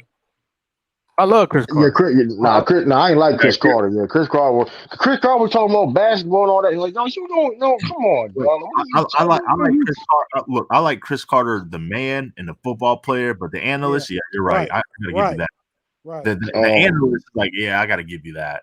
Right. But I will say this though, man. Listen, oh yeah, True King, you forgot one. Doug Gottlieb. Oh yeah, there's a couple of them. What do you call it? But Bomani Jones. Oh my goodness, Bomani Jones. I don't know why people try to challenge Bomani Jones, especially when it comes to race. Just leave him alone. Like Doug Gottlieb, he tried to. I forget what the topic was, but he tried to talk about something pertaining to black college athletes, and Doug Gottlieb just looks silly. And then to make it even worse, Will Kane. Oh, it was Will Kane's last episode. It was about remember that NASCAR driver Bubba Wallace. Yeah. Yeah.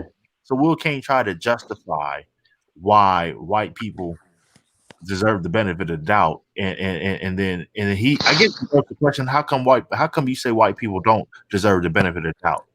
But Monty Jones said, dude, I have 400 years of evidence. That's why. Yeah. Yeah, he didn't. Monty literally ripped him apart. And Will Kane exited stage left, and we never heard from him again. Will crazy. Kane took it too far. He wanted to bring Molly Curl. Yeah, she's horrible. She's horrible. Listen, she just won't shut up. Oh my God.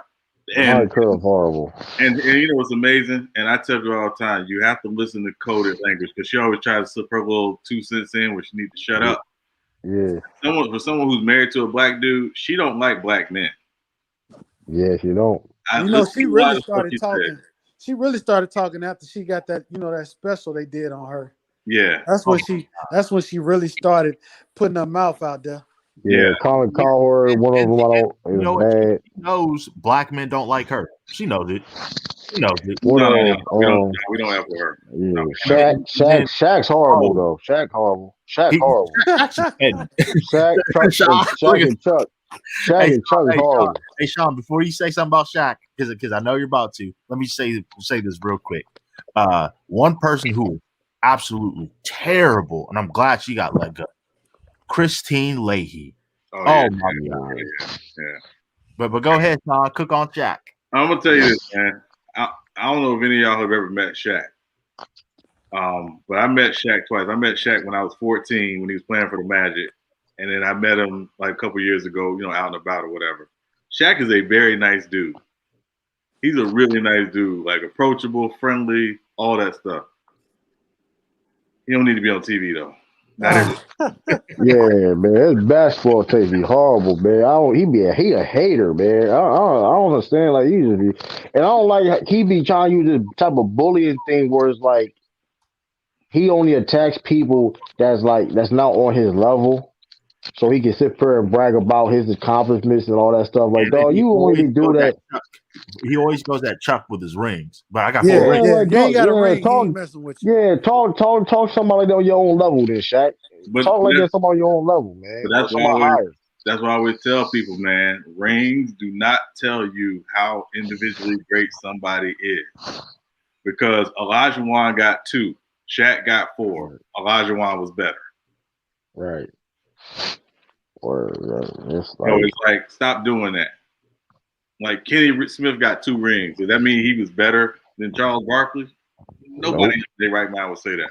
Oh yeah, I'm drafting Kenny Smith first. Yeah, exactly. I'm gonna tell you, Chris Webber bad too, though. Low key, I ain't gonna hold you. Chris Webber bad.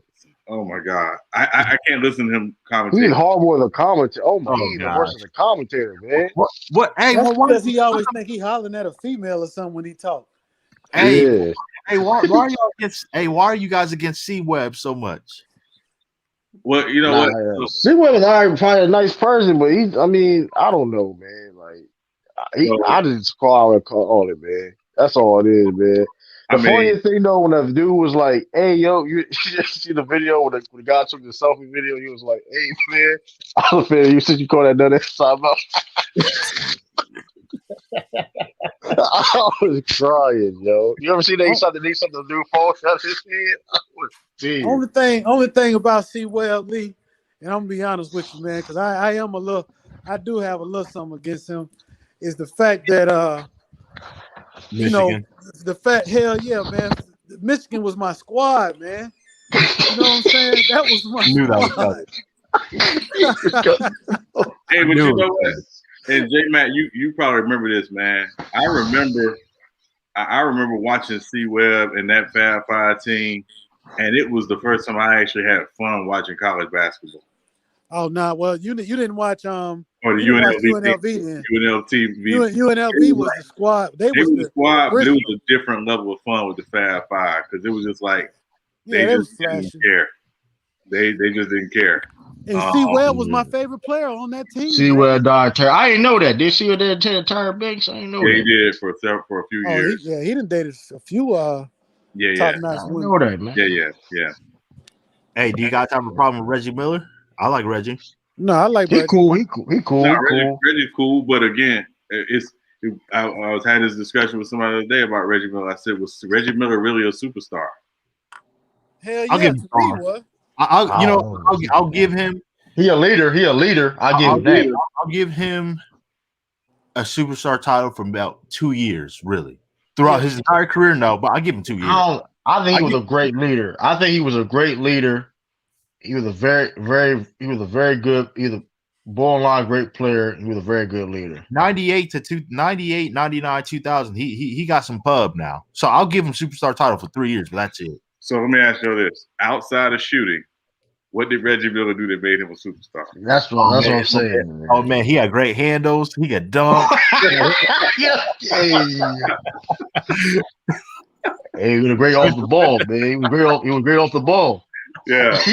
I guarantee you he would be a superstar in today's game. Today's game, he'd be a superstar. Yeah. But back in the day's standards, I don't think he really was a superstar. I think he's a great player, but I don't think he was a superstar.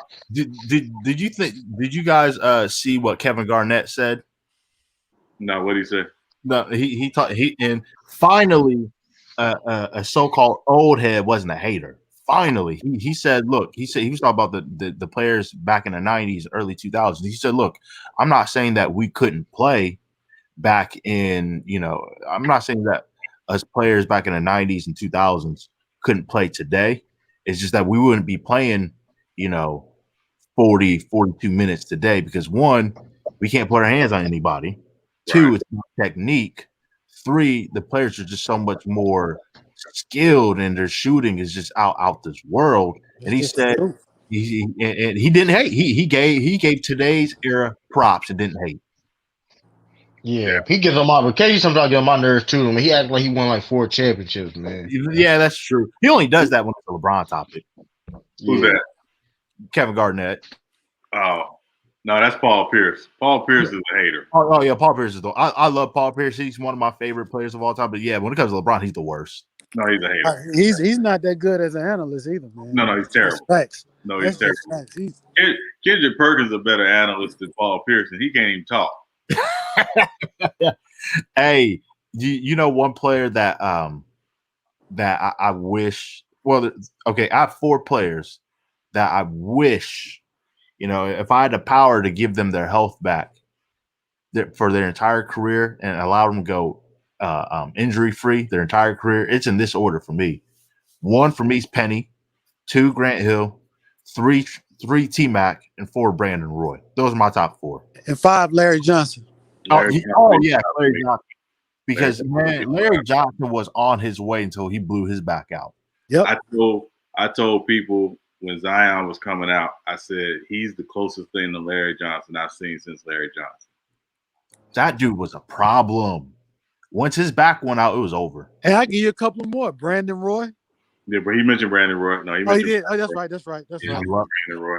Man, People Roy was how good he was. People forget how good he was. Yeah. But man, it's just with T-Mac. T-Mac also had bad luck because it was on ESPN. What is it, 3 years ago, where it leaked out that T-Mac could have had 2 potential dynasties, and the front office ruined both. So Doc Rivers, oh gosh, ruined the first one with Tim Duncan. With Tim Duncan, yeah. All Tim Duncan asked for is to have his family be able to board to go on the planes with him, and Doc Rivers said no. That's the first one.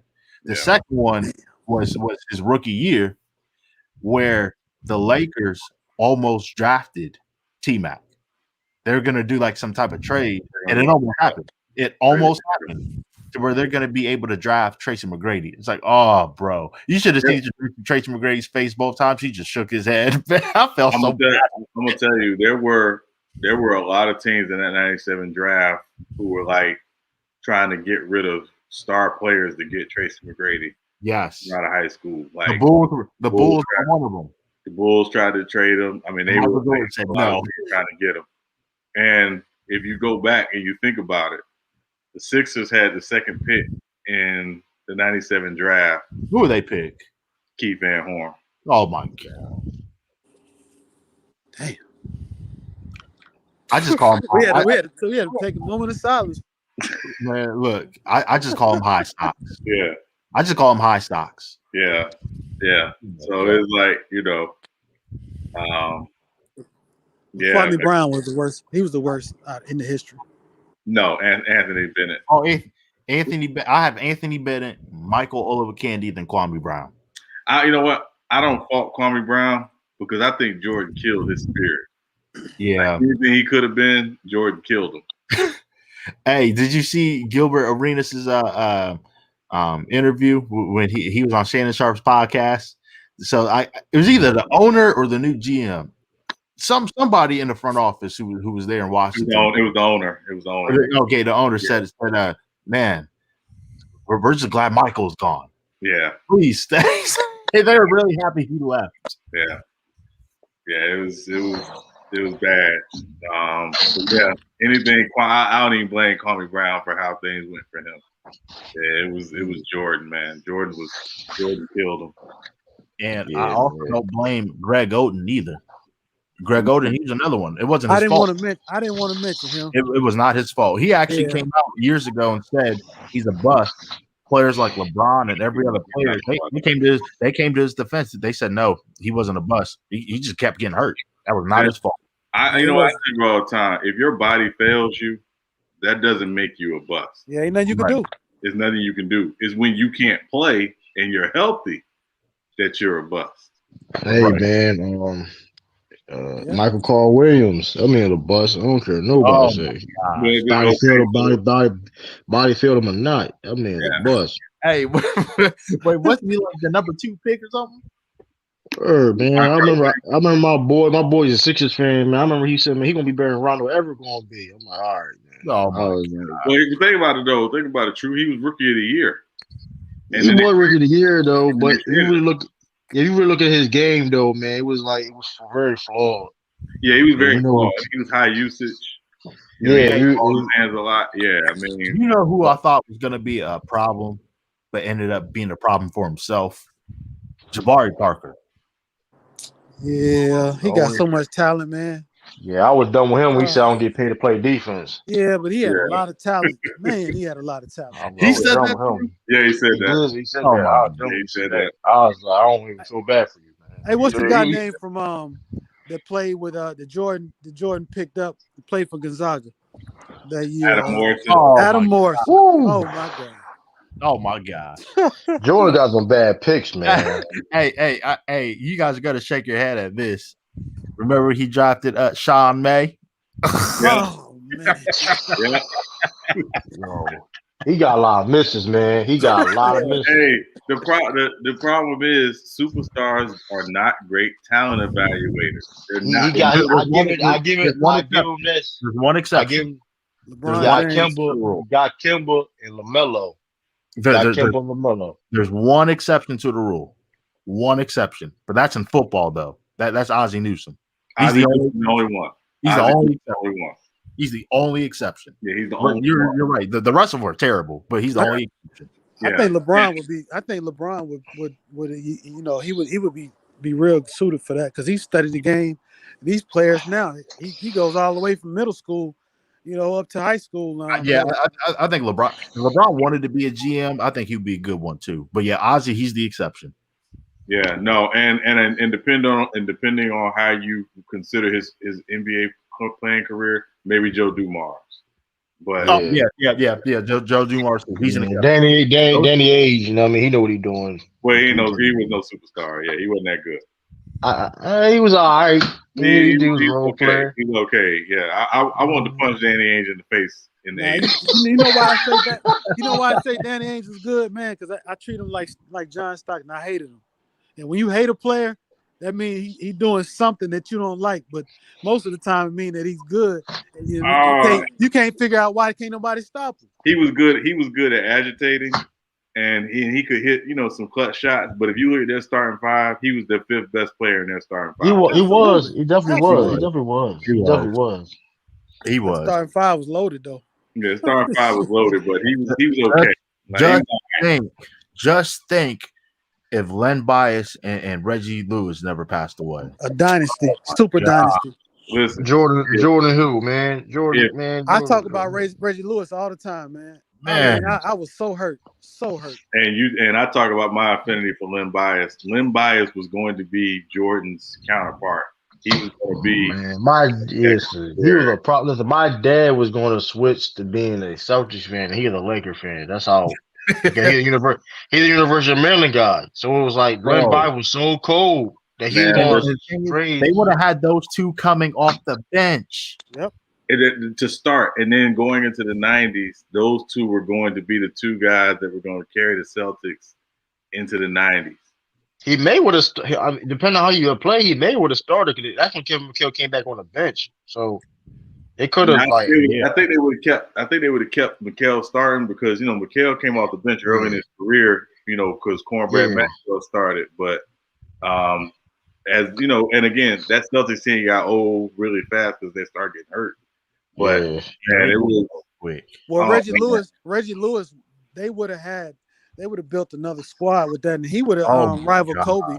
He would have rivaled Kobe like none other, bro. Yeah, he was because he had a little Grant Hill mixed in him too. Yeah, he was. Yeah, he was nice. Oh man, he was so nice. Silky smooth too, man. Yeah, man. I mean, him and Bird, he was running that 2-on-1 fast break, and Bird was older at that time. Man, Reggie Lewis was. I mean, he was street, man. It was. Man, I wish y'all could have seen that dude at his prime. Yeah, man. And then, I have a topic for you guys before we go. Biggest NBA disappointments. Brooklyn Nets. 2021 Brooklyn Nets. No, well, I'm just talking players. I'm just talking about players. Players. I can name one in the 90s for sure. Derek Coleman. Oh, without question. Well, just the name itself, DC pissed me off because he was another one that was super talented. Michael Beasley, one of them. Oh yeah, he was. Yeah. But Derek Coleman was ahead of his time, though. Hey, I'm gonna give y'all a throwback name. Never Nervous Purvis Ellison. Oh my gosh. He didn't pan out. Man. Baby Jordan. Somebody said Josh Smith. Somebody said Joe Smith. Joe Smith. Joe Smith. He was. The Warriors, they will never say it, but I know they were kicking themselves for not drafting Kevin Garnett first. I know they're kicking themselves. Hell yeah. They had Penny Hardaway at one time. Well, yeah, they need Penny Hardaway, remember. They need because Tim Hardaway was still a beast at that time. So I understand that trade. Yeah, and remember, they had just drafted Sprewell the year before. But man, how is Joe Smith was okay, but how do you pass up on Kevin Garnett? I know it took Kevin Garnett like a year to fully develop, but come on. Yeah. But you came out of high school. I mean, it was. I mean, at that time though, I can't fault him for that at that time. Yeah, it had been 20 years since a kid had come out of high school like that. Because guys, it was like since Daryl Dawkins, did it in the mid '70s. Guys weren't coming out of high school like that. Well, that's true. So it was just a different time. That's what made KG so unique, because he restarted that whole, high school to pros, thing. And so I give you somebody else, man. Big dog Glenn Robinson, man. He could have been way better than what he was, because he dominated college basketball. He Man, he had the size. Yeah, he dominated at Purdue. He had the size to just nobody was supposed to be able to mess with him when he got to the league. Nobody. No. He wound up becoming like a 3-point shooter. Man, he was just a scorer. All he did was score. He was basically mellow. That's all he did was score. He did nothing else. Literally nothing else. I got one for you guys. Most underrated player, 80s, 90s, 2000s. There's one guy that, for whatever reason, well, there's two players that no one gives their props to. Mahmoud Abdul Rauf and Rod Strickland. Those dudes, especially Mahmoud, that dude was a 3-point sniper. That dude was Steph Curry before Steph Curry. Phil Jackson said it got like that. I saw him when I was in middle school. He played my future high school, because he's from Pascagoula, Mississippi, and he came in there and dropped 63. That dude. Yeah. And underrated. Yeah, I'll tell you somebody else from the '80s, Sidney Moncrief. Mm-hmm. A lot of people Marquise Johnson. Marcus Johnson. First ever point forward. He's underrated. Yeah, another guy is Mark Price. Oh yeah, underrated. Hey, and Ron Harper prior to his knee going out. Ooh, Ron Harper with the Cavs and the Clippers was off. Man, and our friend Khalil, he said he was so upset the day they traded him. Oh, Sean, do you know the backstory behind why he got traded? I did it. The dumbest reason in history. Yeah. The dumbest. Yeah. No, it was SMH. Oh man. Yeah. No, it was. He and I've only seen Ron Harper, Penny Hardaway, and Grant Hill. They are the only 3 players I've ever seen give Michael Jordan fits. That's it. The only 3 consistently. Mm-hmm. Rajon Rondo, he was underrated. Oh, for sure, he's underrated. He is. Which is, I don't understand why he's underrated, but he is. I mean, like people would think about Rondo. People don't appreciate this game. Hey, people don't understand what he really like. People don't understand, because a lot of people don't understand what he really kind of brings to the table. Because people look at it as just numbers and stuff like that, but this is the third worst offensive. Yeah, there's another player in the '90s. Well, there's 2 of them: Pete Myers and Bimbo Coles. Hey, yo, Bimbo Coles. Man. Now I'll tell you somebody else from the '90s that is kind of doesn't get their just due. Well, I shouldn't say doesn't get their just due. He was really, really good, but he never really broke out as a star like that. With Mookie Blaylock. I don't think people knew how good Mookie really was. Juwan, I'm gonna give you Juwan Howard, man. Juwan Howard. Juwan Howard's good. Juwan Howard was solid. Yeah. I thought he was gonna be like the next Tim Duncan, man. Yeah. Hey, definitely Dennis Johnson from the Celtics. I don't think people knew how good Dennis Johnson was. Underrated, man. He was NBA underrated, man. I hated him too. I hated him and his freckles. I tell you, I heard arguments about Andre Iguodala. We're not Iguodala, the Hall of Famer. And I said the closest, really, when you think about the closest comparison I have for Iguodala is Dennis Johnson. Dennis Johnson's a Hall of Famer. He was a part of a dynasty, and he also won a Finals MVP when he was in Seattle. The difference is though, Dennis Johnson was an All-NBA team though. That's the only difference. But Yeah. yeah, that's the only difference. But yeah, but like, and I think I'm not mad at Iguodala be a Hall of Famer. I wouldn't be mad at Iguodala's Hall of Famer. It depends what he did in college, though. Hey, Sean, this name's gonna make you laugh. Remember Sean Respert? Oh my God, from Michigan State. Oh man. No. I got what is even worse. And it was the 2000s. When I saw this name, I laughed so hard. Mateen Cleaves.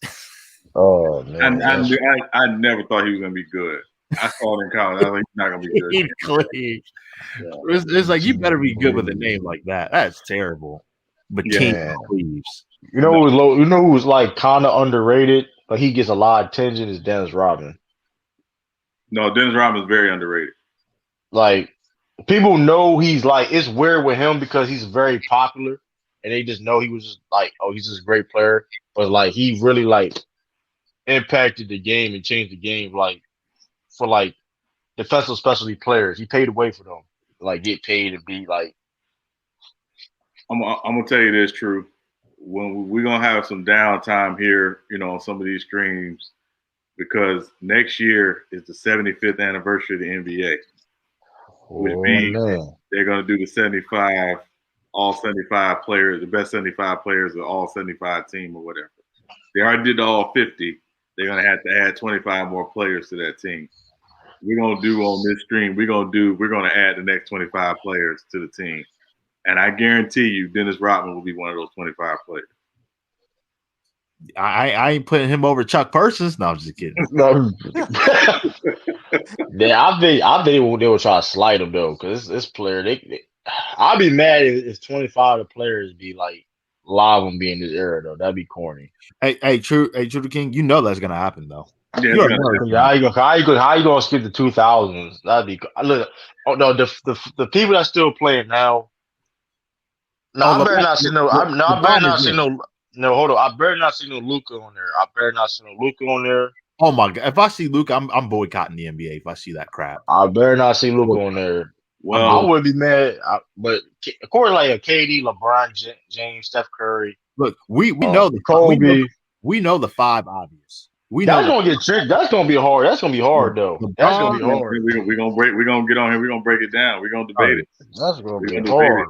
I'll just say this: the five obvious are LeBron, Kobe, KD, Steph, and KG gonna be and KG. Tim Duncan. You got like those are the five clear cut. I think it's like mainstream media gonna have a ball with this one.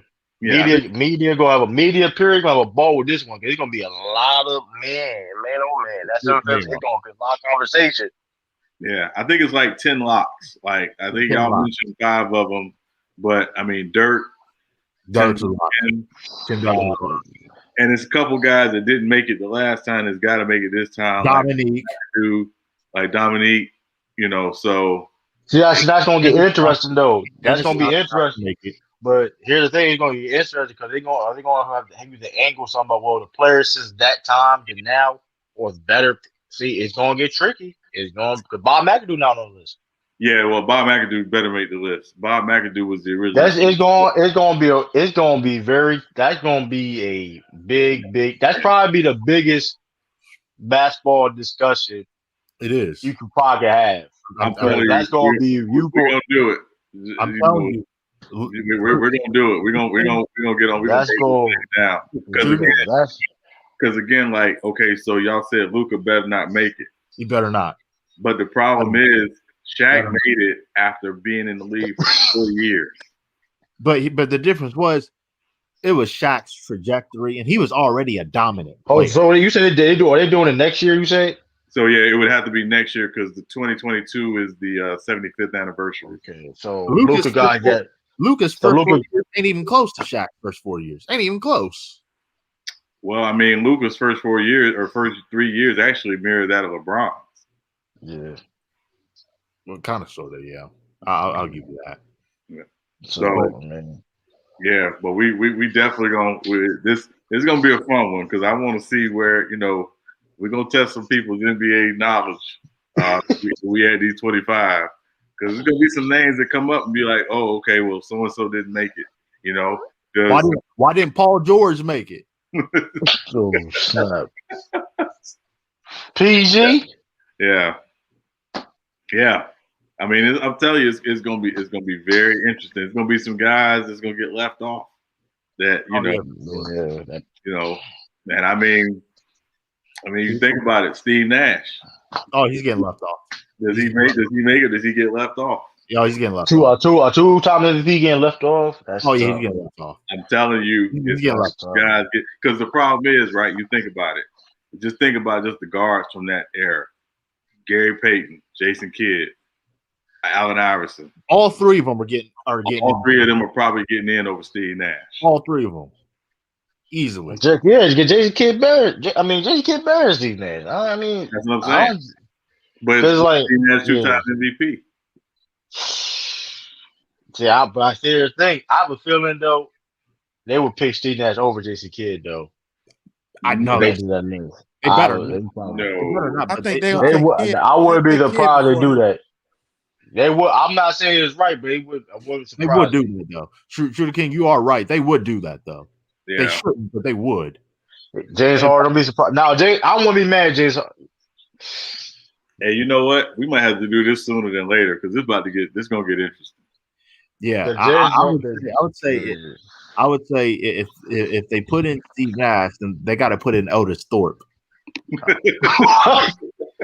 I would be. Would y'all be mad if James Harden on make that team?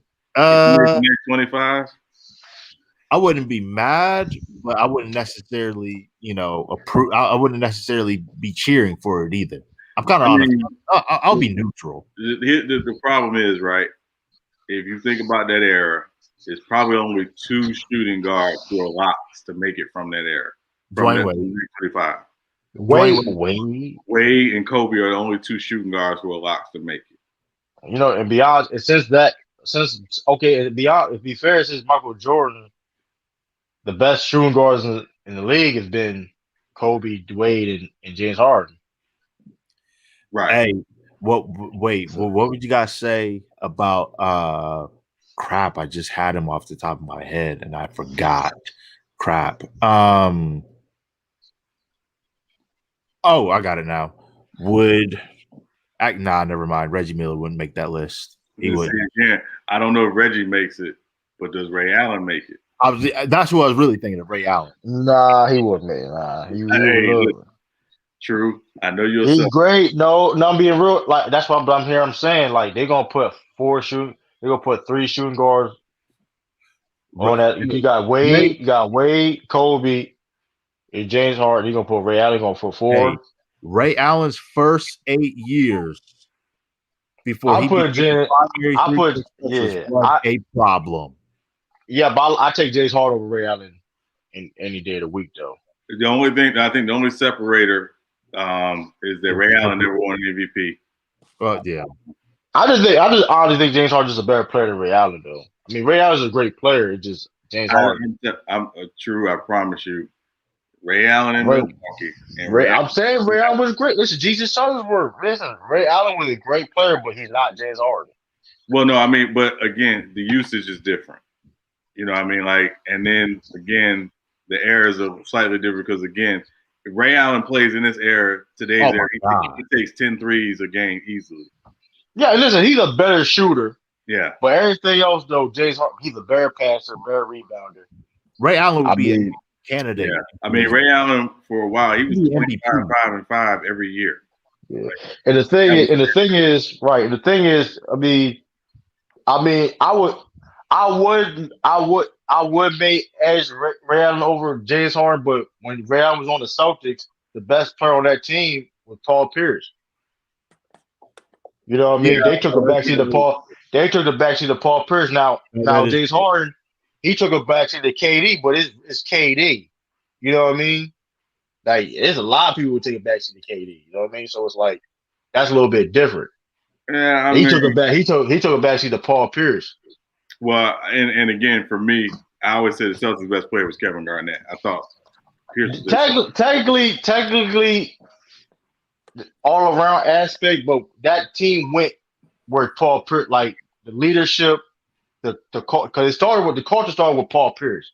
The culture was like he led that team. He was the NBA Finals MVP. KG definitely made an impact, but I'll say Paul Pierce. And again, I tell people, you go back and watch that final. Ray Allen actually probably had a better finals than Paul Pierce. Yeah, but Paul Pierce will get in before Ray Allen. Paul Pierce would probably get in before Ray Allen because of the finals MVP. Yeah. And Paul Pierce was cold, man. Listen, Paul Pierce was the best motherfucker in the league before LeBron James. And he beat LeBron a few times. I mean, that's LeBron James' that's one of LeBron James' greatest rivals. Yeah. Paul Pierce. This next 25 is going to be interesting. It's going to be definitely some crazy arguments. Skip Bayless gonna put Manu Ginobili on there. I'm just about to say, when he said Manu Ginobili was the greatest international player of all time, I was like, I turned my TV off. I was like, I tell you, he wasn't better than Petrovic. Yeah, if Skip is talking Cowboys, I listen. When he's talking anything else, I don't listen. Word. I can picture that now to top 5. There's no reason that Manu Ginobili. Yeah. Oh my! I'm like, yeah.